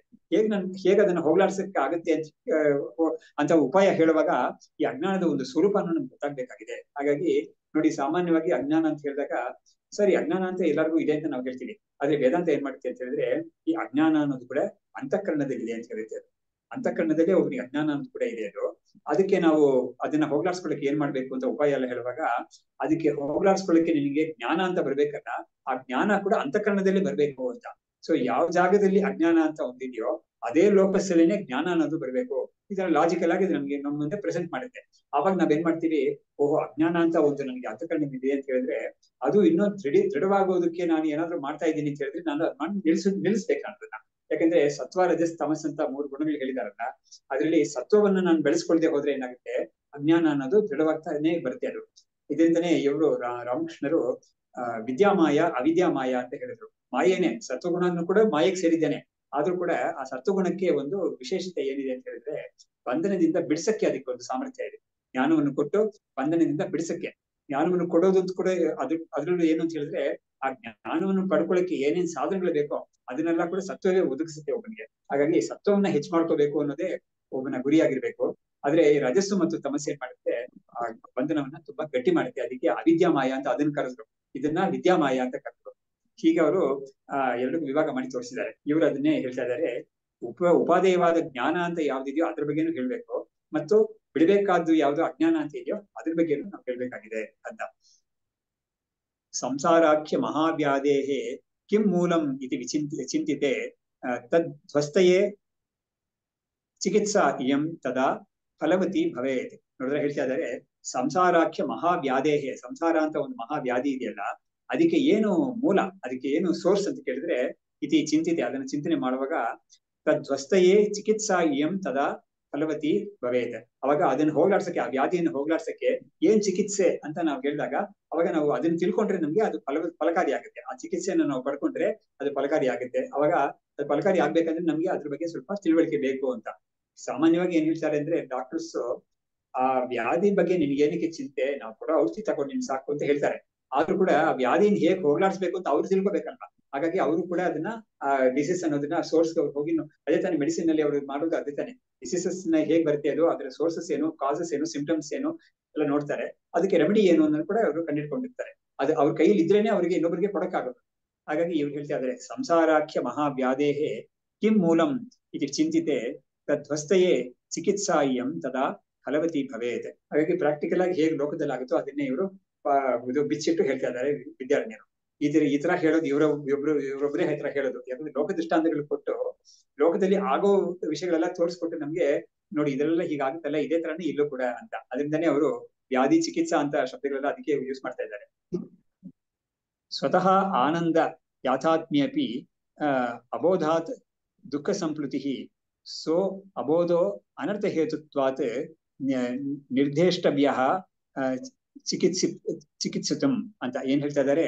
ಸ್ವತಃ ಆನಂದ ಯಾಥಾತ್ಮ್ಯಪಿ, ನೋಡಿ ನಮ್ಮ ಸ್ವರೂಪವೆಲ್ಲ ವಾಸ್ತವವಾಗಿ ಆನಂದ ಸ್ವರೂಪವೇ. ನಾವು ಆನಂದ ಸ್ವರೂಪವಾಗಿ ಇದ್ರೂ ಕೂಡ ಸ್ವತಃ ನಾವು ಇಷ್ಟಪಟ್ಟೇ ಹೋದ್ರೂ ಕೂಡ ನಾವು ಆನಂದ ಸ್ವರೂಪವಾಗಿ ಇದ್ದೀವಿ. ಬೈ ಡಿಫಾಲ್ಟ್ ನಾವು ಆನಂದ ಸ್ವರೂಪವಾಗಿ ಇದ್ದೀವಿ. ಹಾಗಿದ್ರು ಕೂಡ ಅಬೋಧಾತೆ ದುಃಖ ಸಂಪ್ರತಿ, ಅದು ತಿಳಿದೇ ಇರೋದ್ರಿಂದ ನಮ್ಗೆ ದುಃಖ ಇಷ್ಟೊಂದು ಸೇರ್ಕೊಂಡ್ಬಿಟ್ಟಿದೆ ನಮ್ಗೆ. ಸೊ ಅಬೋಧೋ ಅನರ್ಥ ಹೇತುತ್ವಾತ್, ಆ ಅಜ್ಞಾನ ಅನ್ನೋದು ಅನರ್ಥಕ್ಕೆ ಕಾರಣವಾಗಿರೋದ್ರಿಂದ ನಾವು ಅದನ್ನ ಹೋಗ್ಲಾಡಿಸೋದು ಹೇಗೆ ಅಂತ ನಾವು ತೋರಿಸ್ಬೇಕಾಗಿದೆ. ನಿರ್ದೇಷ್ಟವ್ಯ ಅಂದ್ರೆ ಅದನ್ನ ಬಗ್ಗೆ ಪಿನ್ ಪಾಯಿಂಟ್ ಮಾಡಿ ತೋರಿಸ್ಬೇಕಾಗಿದೆ, ಇಂಥದ್ದು ಅಜ್ಞಾನ ಇದು, ಅದನ್ನ ಹೋಗ್ಲಾಡ್ಸಕ್ಕೆ ನೀನು ಪ್ರಯತ್ನ ಮಾಡ್ಬೇಕು ಅಂತ. ಅದಕ್ಕೆ ಈ ವೇದಾಂತ ಸಾಧನೆ ಅನ್ನೋದ್ರಲ್ಲಿ ಅದು ತುಂಬಾ ಸುಲಭ ಅಲ್ಲ, ತುಂಬಾ ಕಾಂಪ್ಲಿಕೇಶನ್ಸ್ ಇರುತ್ತೆ ಅದ್ರಲ್ಲಿ. ಏನ್ ಕಾಂಪ್ಲಿಕೇಶನ್ಸ್ ಇರುತ್ತೆ ಅಂತ ಹೇಳಿದ್ರೆ, ಜ್ಞಾನ ಅನ್ನೋದು ಸುಲಭವೇ, ಆದ್ರೆ ಈ ಅಜ್ಞಾನ ಅನ್ನೋದನ್ನ ಹೋಗ್ಲಾಡ್ಸ್ಕೊಳ್ಳೋದು ಅಂತೀಯಲ್ಲ, ಅದ್ರಲ್ಲೇ ತುಂಬಾ ಕಷ್ಟ ಇರೋದು. ಯಾಕಂದ್ರೆ ಅದ್ರಲ್ಲಿ ತುಂಬಾ ವೆರೈಟೀಸ್ ಇರುತ್ತೆ ಅದ್ರಲ್ಲಿ. ಎಲ್ಲರಿಗೂ ಕೂಡ ಒಂದೇ ತರ ಪ್ರಾಬ್ಲಮ್ಸ್ ಇರೋದಿಲ್ಲ, ಬೇರೆ ಬೇರೆ ತರ ಪ್ರಾಬ್ಲಮ್ಸ್ ಇರುತ್ತೆ ಅದು. ಇವಾಗ ಈ ಫೈರ್ ಫೈಟರ್ಸ್ ಹೇಳ್ತಾರೆ, ಫೈರ್ ಫೈಟಿಂಗ್ ಅಂತ ಅವ್ರು ಅದಕ್ಕೆ ಅಂತ ಇದಾರೆ, ಅವರು ಇದ್ರು ಕೂಡ ಅವರು ಒಂದೊಂದು ಕಡೆನೂ ಬರೋ ಫೈರ್ ಬಂದು ಬೇರೆ ಬೇರೆ ತರ ಬರುತ್ತೆ ಅದು. ಹಾಗಾಗಿ ಅವ್ರಿಗೆ ಎಲ್ಲಾ ಇದ್ರಲ್ಲೂ ಅವ್ರಿಗೆ ಟ್ರೈನಿಂಗ್ ಆಗಿರ್ಬೇಕು ಅವ್ರಿಗೆ. ಸೊ ಆತರ ಇಲ್ಲೂ ಕೂಡ ಏನಾಗಿರುತ್ತೆ, ಈ ಇದಕ್ಕೆ ಜ್ಞಾನವನ್ನು ಪಡ್ಕೊಳ್ಳಕ್ಕೆ ತಡೆಯಾಗಿರೋ ಅಜ್ಞಾನದ್ರಲ್ಲಿ ಬೇಕಾದಷ್ಟು ವೆರೈಟೀಸ್ ಇದೆ ಅದ್ರಲ್ಲಿ. ಹಾಗಾಗಿ ಅದನ್ನ ನಾವು ಸರಿ ಮಾಡಕ್ಕೆ ಒಬ್ಬನಿಗೂ ಒಂದೊಂದು ರೀತಿಯಲ್ಲಿ ಹೇಳ್ಬೇಕಾಗಿದೆ. ಅದಕ್ಕಾಗಿ ಆ ಗುರು ಅನ್ನೋರು ತುಂಬಾ ದೊಡ್ಡ ತಪಸ್ವಿಯಾಗಿದ್ದು, ಅವರು ತುಂಬಾ ಪರಿಣತರಾಗಿದ್ರೆ ಅವ್ರಿಗೆ ಯಾವ ತರ ಒಂದು ವ್ಯಕ್ತಿ ಬಂದ್ರು ಕೂಡ ಅವನಿಗೆ ಒಂದು ಸೊಲ್ಯೂಷನ್ ಕೊಡಕ್ಕೆ ಅವ್ರಿಗೆ ಆಗುತ್ತೆ. ಅದಕ್ಕೆ ನಮ್ಮ ವಿದ್ಯಾರ್ಥಿ ಬಗ್ಗೆ ಹೇಳ್ತಾರೆ, ಅವ್ರು ಯೋಗಿಗಳಾಗಿ ಇದ್ರು, ಅವರು ಬೇಕಾದಷ್ಟು ಸಾಧನೆಗಳ ಮಾಡಿದ್ರು ಅವರು. ಆಮೇಲೆ ಯೋಗ ಅಂದ್ರೆ ಮನಸ್ಸಿನ ಒಂದು ಮೇಲೆ ಒಂದು ನಿಗ್ರಹ ತಾನೆ. ಹಾಗಾಗಿ ಅದ್ರ ಬಗ್ಗೆ ತುಂಬಾ ತಿಳ್ಕೊಂಡಿದ್ರಿಂದ ಯಾವ ತರ ಪ್ರಾಬ್ಲಮ್ಸ್ ಬರುತ್ತೆ ಅನ್ನೋದನ್ನ ಅವ್ರು ತುಂಬಾ ಚೆನ್ನಾಗಿ ಕಂಡುಕೊಂಡಿದ್ರು. ಹಾಗಾಗಿ ಯಾವ ರೀತಿಯಾದ ಒಂದು ವ್ಯಕ್ತಿ ಬಂದು ಅವ್ರಿಗೆ ನನ್ಗೆ ಈ ತರ ತೊಂದರೆ ಆಗ್ತಾ ಇದೆ ಅಂತ ಹೇಳಿದ್ರು ಕೂಡ ಅವ್ರಿಗೆ ತಕ್ಕನಾಗಿರೋ ಒಂದು ಸೊಲ್ಯೂಷನ್ ಕೊಡಕ್ಕೆ ಅವ್ರಿಗೆ ಆಗ್ತಾ ಇತ್ತು. ಎಲ್ಲರಿಗೂ ಆತರ ಆಗೋದಿಲ್ಲ, ಯಾಕಂದ್ರೆ ಎಲ್ಲರಿಗೂ ಬಾಕಿಯವರಿಗೆ ಗ್ರಂಥಗಳನ್ನ ನೋಡಿ ಹೇಳಕ್ಕೆ ಸಾಮರ್ಥ್ಯ ಇರ್ಬೋದು, ಅಥವಾ ಇಂಥ ಕಡೆ ಹೇಳಿದ್ದಾರೆ ಅಂತ ತೋರಿಸ್ಬಿಟ್ಟು ಅದನ್ನ ನೋಡಿ ಇವ್ರಿಗೆ ಹೇಳ್ಬೋದು. ಆದ್ರೆ ಇವರಿಗೆ ಸ್ವತಃನೇ ಅಂತ ಅನುಭವ ಇದ್ರಿಂದ ಅವ್ರಿಗೆ ತುಂಬಾ ಸುಲಭವಾಗಿ ಎಲ್ಲರಿಗೂ ಕೂಡ ಒಂದು ದಾರಿ ತೋರ್ಸಕ್ಕೆ ಅವ್ರಿಗೆ ಸಾಧ್ಯವಾಗ್ತಾ ಇತ್ತು ಅಂತ ಜಗದ್ಗುರು ತುಂಬಾ ದುರ್ಲಭ ಅಂತ ಹೇಳ್ತಾರೆ. ಹಾಗಾಗಿ ಅದು ಹೆಚ್ಚುಗಾರಿಕೆ ತುಂಬಾ. ಹೀಗಾಗಿ ಸ್ವತಃ ಆನಂದ ಯಾಚಾತ್ಮೀಯಪಿ ಅಬೋಧಾತ್ ದುಃಖ ಸಂಪ್ರತಿ ಸೊ ಅಬೋಧೋ ಅನರ್ಥ ಹೇತುತ್ವಾತ್ ನಿರ್ದೇಷ್ಟವ್ಯ ಚಿಕಿತ್ಸಿತು. ಹಾಗಾಗಿ ಈ ಚಿಕಿತ್ಸೆ ಅದನ್ನ ರೆಮಿಡಿ ಮಾಡ್ಬೇಕಾದ್ರೆ ಈ ಅಜ್ಞಾನ ಅನ್ನೋದು ಎಂಥದ್ದು ಅನ್ನೋದನ್ನ ನಾವು ಎತ್ತಿ ತೋರಿಸ್ಬೇಕಾದ ಅವಶ್ಯಕತೆ ಇದೆ ಅಂತ. ಅಬುದ್ಧಂ ಆತ್ಮನಃ ತತ್ವಂ ಪ್ರಮಾತುಂ ಯೋಗ್ಯಂ ಆಗಮೈಃ ನಿರ್ದೇಷ್ಟವ್ಯಂ ತದಪಿ ಅತ್ರ ಸಂಭಾವಯಿತುಂ ಅಂಜಸ. ಹಾಗಾಗಿ ಅಬುದ್ಧಂ ಆತ್ಮನಃ ತತ್ವಂ ಅಂದ್ರೆ ಆತ್ಮತತ್ವ ಅನ್ನೋದು ನಮ್ಗೆ ಗೊತ್ತಿಲ್ಲ, ಆತ್ಮ ಆನಂದ ಸ್ವರೂಪವಾಗಿ ಇದ್ದೀವಿ ಅಂತ ಉಪನಿಷತ್ ಹೇಳ್ತಾ ಇದೆ. ಆದ್ರೆ ಆ ತತ್ವ ನಿಮ್ಗೆ ತಿಳಿದ್ರೆ ತಾನೇ ಅದು ಆನಂದ ಸ್ವರೂಪ ನೀನು ಅಂತ ಗೊತ್ತಾಗುತ್ತೆ ನಿಮ್ಗೆ. ಅದರಿಂದ ಪರೋಕ್ಷವಾಗಿ ಗೊತ್ತಾಗ್ತಾ ಇದೆ ಆನಂದ ಸ್ವರೂಪ ಅಂತ ಶಾಸ್ತ್ರ ಹೇಳ್ತಾ ಇದೆ, ಗುರು ಹೇಳ್ತಾ ಇದ್ದಾರೆ. ಅದರಿಂದ ನಿನಗೇನ್ ಪ್ರಯೋಜನ ಅಂದ್ರೆ, ನೀನು ಅದನ್ನ ಪ್ರಯೋಜನ ಪಡ್ಕೋಬೇಕಾದ್ರೆ ನೀನು ಅಪರೋಕ್ಷವಾಗಿ ಆ ಜ್ಞಾನವನ್ನು ಹೊಂದಬೇಕಾಗಿದೆ. ಅದನ್ನ ಹೊಂದ್ಬೇಕು ಅಂತ ಹೇಳಿದ್ರೆ ಈ ಅಜ್ಞಾನ ಎಂಥದ್ದು ಅಂತ ತಿಳ್ಕೊಂಡು ಅದನ್ನ ಹೋಗ್ಲಾಡ್ಸಕ್ಕೆ ಪ್ರಯತ್ನ ಮಾಡ್ಬೇಕಾಗಿದೆ. ನೋಡಿ, ಇದೆಲ್ಲ ಹೇಳುವಾಗ್ಲೂ ಕೂಡ ಏನ್ ಮಾಡ್ತಾರೆ ಅಂದ್ರೆ, ವೇದಾಂತದಲ್ಲಿ ವಿವೇಕ್ಷ ಮೇಲೆ ತೋರಿಸಿದ್ದಾರೆ. ಬಾಕಿಯವರೆಲ್ಲ ಇರೋರು, ಗುರು ಮತ್ತು ಶಾಸ್ತ್ರ ಇವರೆಲ್ಲ ಹೊರಗಡೆಯಿಂದ ನಿನಗೆ ಹೀಗ್ ಮಾಡು ಹಾಗ್ ಮಾಡು ಅಂತೆಲ್ಲ ಹೇಳ್ಬೋದು. ಆದ್ರೆ ಅದನ್ನ ನಿಜವಾಗ್ಲೂ ಮಾಡ್ಬೇಕಾದ್ ಯಾರು ಅಂತ ಹೇಳಿದ್ರೆ ನೀನೇ ಮಾಡ್ಬೇಕಾದನ್ನ. ಹಾಗಾಗಿ ನಿನಗೆ ಮಾಡಿಕೆ ಶಕ್ತಿ ಎಲ್ಲ ಕೂಡ ಅವರು ಕೊಡ್ತಾರೆ, ಅದೆಲ್ಲ ಮಾಡ್ತಾರೆ. ಆದ್ರೂ ಕೂಡ ಅದು ನಿಜವಾಗ್ಲೂ ಮಾಡ್ಬೇಕು ಅನ್ನೋದು ಯಾರು ಅಂದ್ರೆ ನೀನ್ ಮಾಡ್ದೆ ಬೇರೆ ಯಾರು ಮಾಡಕ್ಕಾಗೋದೇ ಇಲ್ಲ ಅಂತ. ಅದಕ್ಕೆ ಉದಾಹರಣೆ ಎಲ್ಲ ಕೂಡ ಕೊಡುತ್ತೆ. ಇವಾಗ ಒಂದ್ ವೇಳೆ ತಂದೆ ತುಂಬಾ ಸಾಲ ಮಾಡಿದ್ದಾನೆ ಅಂತ ಹೇಳಿದ್ರೆ ಮಕ್ಕಳು ಅದನ್ನ ತೀರಿಸ್ಬೋದು. ತಂದೆಗೆ ತುಂಬಾ ಕೆಟ್ಟ ಹೆಸರು ಬರುತ್ತೆ, ನಮ್ಮ ಫ್ಯಾಮಿಲಿಗೆ ತುಂಬಾ ಕೆಟ್ಟ ಹೆಸರು ಬರುತ್ತೆ. ಅದರಿಂದ ನಾವು ಅದನ್ನ ತೀರಿಸ್ಬೇಕು ಅಂತ ಹೇಳ್ಬಿಟ್ಟು ತಂದೆ ಸಾಲ ಮಾಡಿ ತೀರ್ಕೊಂಡಿರ್ತಾನೆ ಅವನು. ಆದ್ರೆ ಅಥವಾ ಬದುಕು ಇರ್ತಾನೆ ಕೆಲಸಕ್ಕೆ. ಆದ್ರೆ ಅದನ್ನೆಲ್ಲ ಮಕ್ಕಳೆಲ್ಲ ತೀರಿಸ್ಬೋದು. ಆದ್ರೆ ಒಬ್ಬರಿಗೆ ಹಸಿವು ಅಂತ ಬಂದಾಗ ಅದನ್ನ ಬಾಕಿಯವ್ರು ಯಾರು ಊಟ ಮಾಡಕ್ಕಾಗಲ್ಲ, ಇವನೇ ಊಟ ಮಾಡಿಯೇ ಇವನು ಅದನ್ನ ಸರಿ ಮಾಡ್ಕೋಬೇಕು. ಅದೇ ತರ ಒಂದು ವ್ಯಾಧಿ ಅಂತ ಬಂದ್ರು ಕೂಡ ಇವನೇ ಅದಕ್ಕೆ ಔಷಧಿ ತಗೋಬೇಕೇ ಹೊರತು ಬೇರೆಯವರು ತಗೊಂಡ್ರೆ ನನಗೆ ವಾಸಿ ಆಗುತ್ತೆ ಅಂತ ಹೇಳಕ್ ಆಗೋದೇ ಇಲ್ಲ. ಅದೇ ತರ ಇಲ್ಲೂ ಕೂಡ ಈ ಅಜ್ಞಾನ ಅನ್ನೋದು ತನ್ನ ಅಜ್ಞಾನ ತಾನೇ ಹೋಗ್ಲಾಡ್ಸ್ಕೋಬೇಕೇ ಹೊರತು ಬೇರೆ ಯಾರು ಇದಕ್ಕೆ ಏನು ಮಾಡಕ್ಕಾಗಲ್ಲ. ಅವರು ಇದು ಹೆಲ್ಪ್ ಮಾಡ್ಬೋದು, ನಿಮ್ಗೆ ಟಿಪ್ಸ್ ಎಲ್ಲ ಕೊಡ್ಬೋದು, ತುಂಬಾ ಉತ್ತೇಜನ ಕೊಡ್ಬೋದು, ಎಲ್ಲ ಮಾಡ್ಬೋದು. ಆದ್ರೆ ಮಾಡ್ಬೇಕಾದ್ ಮಾತ್ರ ಇವನೇನೆ ಅಂತ ಇವನ ಮೇಲೆ ಹೊಣೆ ಆಗ್ತಾರೆ. ಯಾಕಂದ್ರೆ ಇವನು ಆ ಒಂದು ಶ್ರಮ ಅಂದ್ರೆ ಏನು, ಅದಕ್ಕೆ ಬೇಕಾಗಿರೋ ತಾಕತ್ತು ಇವನಿಗೆ ಪಡ್ಕೋಬೇಕಾಗುತ್ತೆ. ಅದಕ್ಕೆ ವೇದಾಂತದಲ್ಲೇನೆ ಮುಂಡಕೋಪನಿಷತ್ತಲ್ಲೇ ಬರುತ್ತೆ, ನಾಯಮಾತ್ಮ ಬಲಹೀನೇನ ಲಭ್ಯ ಅಂತ. ಈ ಆತ್ಮ ಅನ್ನೋದು ಬಲಹೀನಾಗಿರೋನಿಗೆ ಸಿಗೋದಿಲ್ಲ. ಅದು ಬಲಹೀನ ಅಂದ್ರೆ ಏನು, ಈ ತರ ಒಂದು ಎಲ್ಲಾ ವಿಧವಾದ ಒಂದು ಎಲ್ಲಾ ರೀತಿಯಲ್ಲೂ ಅವನು ಸರಿಯಾಗಿ ಅವನು ತನ್ನನ್ನ ತಯಾರು ಮಾಡ್ಕೊಂಡು ಬಂದ್ರೇನೆ ಅವನಿಗೆ ಇದು ಸಿಗುತ್ತೆ ಅಂತ ಅದನ್ನು ಹೇಳುತ್ತೆ ಅದು. ಸೊ ಅಬುದ್ಧಂ ಆತ್ಮನಃ ತತ್ವಂ ಪ್ರಮಾತುಂ ಯೋಗ್ಯಮಾಗಮೈಹಿ ಅಂದ್ರೆ ನಮ್ಗೆ ಗೊತ್ತಿಲ್ಲದೆ ಇರೋ ಈ ಆತ್ಮಜ್ಞಾನವನ್ನ ಅಂದ್ರೆ ಈ ಆತ್ಮ ತತ್ವವನ್ನ ಆಗಮ ಅಂತ ಹೇಳಿದ್ರೆ ವೇದಾಂತ ಉಪನಿಷತ್ತುಗಳು ನಮ್ಗೆ ಅದನ್ನ ಚೆನ್ನಾಗಿ ತೋರಿಸ್ಕೊಳಕ್ಕೆ ಆಗತ್ತೆ, ಸಾಮರ್ಥ್ಯ ಇದೆ ಅದಕ್ಕೆ. ನಿರ್ದೇಷ್ಟವ್ಯಂ ತದಪಿ ಅತ್ರ ಸಂಭಾವಯಿತು ಅಂಜಸ. ಹಾಗಾಗಿ ಅದನ್ನು ಕೂಡ ನಾವು ಇವಾಗ ಹೇಳ್ಬೇಕಾಗಿದೆ. ಯಾಕಂದ್ರೆ ಈ ಆತ್ಮಜ್ಞಾನವನ್ನ ಹೊಂದಿ ಒಬ್ಬ ಖಂಡಿತ ಈ ಒಂದು ದುಃಖದಿಂದ ಅವನು ಮುಂದೆ ಪಾರಾಗ್ಬೋದು ಅಂತ ತೋರಿಸ್ಬೇಕಾದ್ರೆ ಈ ಆತ್ಮಜ್ಞಾನ ಎಂಥದ್ದು, ಅದನ್ನ ಹೇಗೆ ನಾವು ಪಡೆಯಕ್ಕಾಗುತ್ತೆ ಅನ್ನೋದನ್ನ ನಾವು ಬಿಚ್ಚಿ ಬಿಚ್ಚಿ ಹೇಳ್ಬೇಕಾಗುತ್ತೆ. ತಮ್ ಅಬೋಧಂ ತಚ್ಚ ಮೇಯಂ ಅವ್ಯಾಕೃತ ಗಿರ ಶ್ರುತಿ ನಿರದೀಕ್ಷತೆ ಶ್ರುತಿ ಸಾತು ನ್ಯಾಯೇನ ಅತ್ರ ವಿಚಾರ್ಯತೆ ಅಂತ ಹೇಳ್ಬಿಟ್ಟು ಏನ್ ಹೇಳ್ತಾ ಇದ್ದಾರೆ, ತಮ್ ಅಬೋಧಂ ಅಂದ್ರೆ ಈ ಒಂದು ಜ್ಞಾನದ ಬಗ್ಗೆ ನಮ್ಗೆ ತಿಳಿದಿಲ್ಲ ಇವಾಗ. ತಚ್ಚ ಮೇಯಂ ಆದ್ರೆ ಅದು ಇವಾಗ ತಿಳ್ಕೊಬೇಕಾಗಿದೆ ನಾವು. ಅದನ್ನ ಅವ್ಯಾಕೃತ ಗಿರ ಶ್ರುತಿ ಅಂದ್ರೆ ಈ ಶ್ರುತಿ ಏನ್ ಮಾಡ್ತೀವಿ, ಅದನ್ನ ತುಂಬಾ ಡೈರೆಕ್ಟ್ ಮೀನ್ಸ್ ಆಗಿ ಕೆಲವು ಸತಿ ಹೇಳಲ್ಲ, ಕೆಲವು ಸತಿ ಡೈರೆಕ್ಟ್ ಆಗಿ ಹೇಳುತ್ತೆ. ಹಾಗಾಗಿ ಅದು ಒಂದು ರೀತಿಯಲ್ಲಿ ಹೇಳಿದ್ರೆ ಕೂಡ ನಾವು ಅಂತ ಗುರುವಾಗಿರುವರು ಏನ್ ಮಾಡ್ತಾರೆ, ತುಂಬಾ ಬಿಚ್ಚಿ ಬಿಚ್ಚಿ ಹೇಳ್ತಾರೆ. ಅದ್ರಿಂದಲೇ ಶ್ರೋತ್ರಿಯಂ ಬ್ರಹ್ಮನಿಷ್ಠಂ ಅಂತ ಹೇಳಿದ್ದಾರೆ ಗುರುವಿಗೆ. ಅವರು ಶ್ರುತಿಯನ್ನು ಚೆನ್ನಾಗಿ ತಿಳ್ಕೊಂಡಿರ್ಬೇಕು, ಆಮೇಲೆ ಅವರು ಕೂಡ ಅನುಭವವನ್ನು ಚೆನ್ನಾಗಿ ಹೊಂದಿರ್ಬೇಕು. ಅಂತವ್ರಿಗೇನೆ ತುಂಬಾ ಚೆನ್ನಾಗಿ ರೆಮಿಡಿ ಕೊಡಕ್ಕೆ ತುಂಬಾ ಸಾಮರ್ಥ್ಯ ಇರುತ್ತೆ ಅವರಿಗೆ. ಇಲ್ಲಿಯವರೇ ಪುಸ್ತಕದಲ್ಲಿ ಆತರ ಇದೆ ಅಂತ ಹೇಳ್ಬಿಟ್ಟು ಸುಮ್ನೆ ಅದನ್ನ ತೋರಿಸಿದ್ರೆ ಪ್ರಯೋಜನ ಆಗಲ್ಲ. ಇವರು ಅದನ್ನ ಬಿಚ್ಚಿ ಹೇಳಕ್ಕೆ ಇವರಿಗೆ ಸಾಮರ್ಥ್ಯ ಇರ್ಬೇಕು. ಹಾಗಾಗಿ ನಿರದೀಕ್ಷತೆ ಶ್ರುತಿ ಸಾತು ನ್ಯಾಯೇನ ಹತ್ರ ವಿಚಾರ್ಯತೆ. ಹಾಗಾಗಿ ಈ ಶ್ರುತಿ ಅನ್ನೋದು ಯಾವ್ದಿದೆಯೋ ಅದನ್ನ ನಾವು ಯುಕ್ತಿಗಳಿಂದ, ನ್ಯಾಯ ಅಂತ ಹೇಳಿದ್ರೆ ಯುಕ್ತಿಗಳಿಂದ ನಾವು ಅದನ್ನ ವಿಚಾರ ಮಾಡ್ತೀವಿ. ವಿಚಾರ ಮಾಡಿ ಅದ್ರಲ್ಲಿರೋ ಟ್ರೂತ್ ನಾವು ಹೊರಗಡೆ ಹೇಗೆ ನಾವು ಗಳಿಸ್ಕೋಬೇಕು ಅನ್ನೋದನ್ನ ನಾವು ತೋರಿಸ್ಕೊಡ್ತೀವಿ ಅಂತ ಒಂದು ಪ್ರತಿಜ್ಞೆ ಮಾಡ್ತಾರೆ. ಹಾಗಾಗಿ ತದಿದಂ ತರ್ಹಿ ಅವ್ಯಾಕೃತ ಆಸೀತ್ ಅಂತ ಅವ್ರೇನು ಹೇಳ್ತಾರೆ ಅಂದ್ರೆ, ಈ ಒಂದು ತತ್ವ ಅನ್ನೋದು ಅವ್ಯಾಕೃತವಾಗಿತ್ತು ಮುಂಚೆ. ಅಂದ್ರೆ ಅದು ವ್ಯಾಕೃತ ಅಂತ ಹೇಳಿದ್ರೆ ಚೆನ್ನಾಗಿ ಎಲ್ಲರಿಗೂ ನೋಡೋ ತರ ಕಾಣಿಸ್ಕೊಳ್ಳೋದು. ಅವ್ಯಾಕೃತ ಅಂತ ಹೇಳಿದ್ರೆ ಅದು ಆ ತರ ಕಾಣಿಸ್ಕೊಳ್ಳೋದು ಸಟಲ್ ಆಗಿರೋದು, ಅನ್ಮ್ಯಾನಿಫೆಸ್ಟ್ ಆಗಿರೋದು, ಮ್ಯಾನಿಫೆಸ್ಟ್ ಆಗಿ ಆಗ್ಬೇಕದು. ಆ ತರ ತತ್ವ ಅನ್ನೋದು ಈ ಸೃಷ್ಟಿಯೆಲ್ಲ ಆಗಕ್ ಮುಂಚೆ ಅದು ಈ ಪ್ರಪಂಚ ಅನ್ನೋದು ಸೃಷ್ಟಿ ಆಗಕ್ ಮುಂಚೆ ಅದು ಅನ್ಮ್ಯಾನಿಫೆಸ್ಟ್ ಆಗಿದ್ದದು, ಇವಾಗ ಅದು ಮ್ಯಾನಿಫೆಸ್ಟ್ ಆಯ್ತದು. ಈ ತರ ಅವ್ಯಾಕೃತ ಅಂತ ಎರಡಕ್ಕೂ ವ್ಯತ್ಯಾಸ ಇದೆ ಅಂತ ಅದಕ್ಕಾಗಿ ತೋರಿಸ್ತಾ ಇದ್ದಾರೆ ಅದನ್ನ. ತದ ಇದಂ ತರ್ಹಿ ಅವಿಸ್ಪಷ್ಟ ಆಸೀತ್ ಅವ್ಯಾಕೃತಾಭಿಧಂ ಇತಿ ಏತಸ್ಮಿನ್ ಶ್ರೌತವಾಕ್ಯೆ ಪದಾರ್ಥಃ ತಾವದೀಕ್ಷತೆ ಈರ್ಯತೆ. ಅಂದ್ರೆ ಏನಾಯ್ತು, ಉಪನಿಷತ್ತು ಏನ್ ಹೇಳುತ್ತೆ ಅಂತ ಹೇಳಿದ್ರೆ, ಈ ಪ್ರಪಂಚ ಅನ್ನೋದು ಇದಕ್ಕೆ ಮುಂಚೆ ನಮ್ಗೆ ಇವಾಗ ಹೇಗ್ ನೋಡ್ತಾ ಇದೀವೋ ಆತರ ಇರ್ಲಿಲ್ಲ.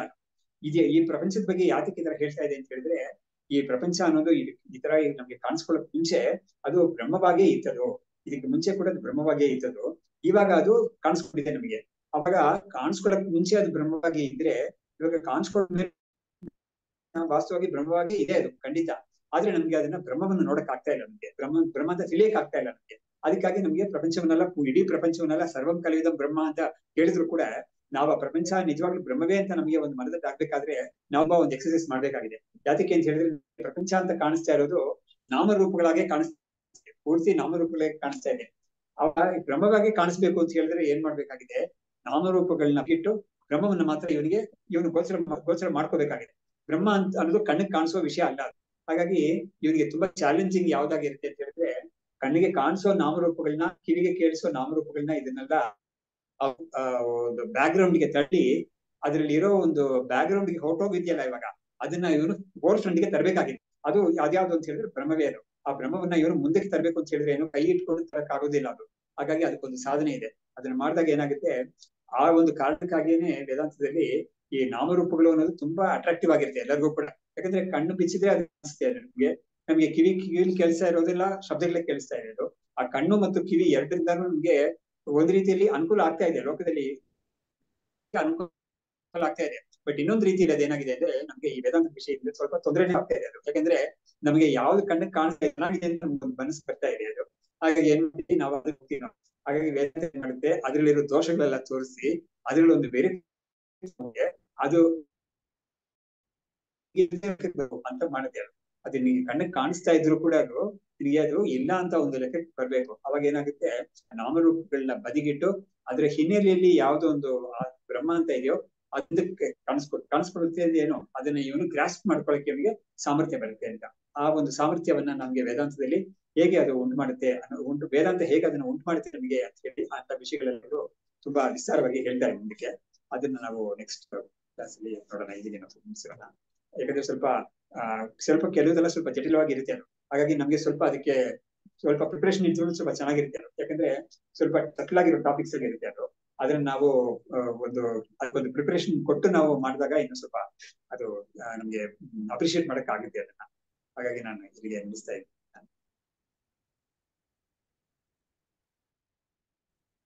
शास्त्रं शारीरमीमांसा वेद परमेश्वरः आचार्य शंकराचार्यः मे जन्म जन्मनि विद्याविनय संपन्नं वीतरागं विवेकिनं वन्दे वेदांत तत्त्वज्ञं विदुषेखर भारती ओम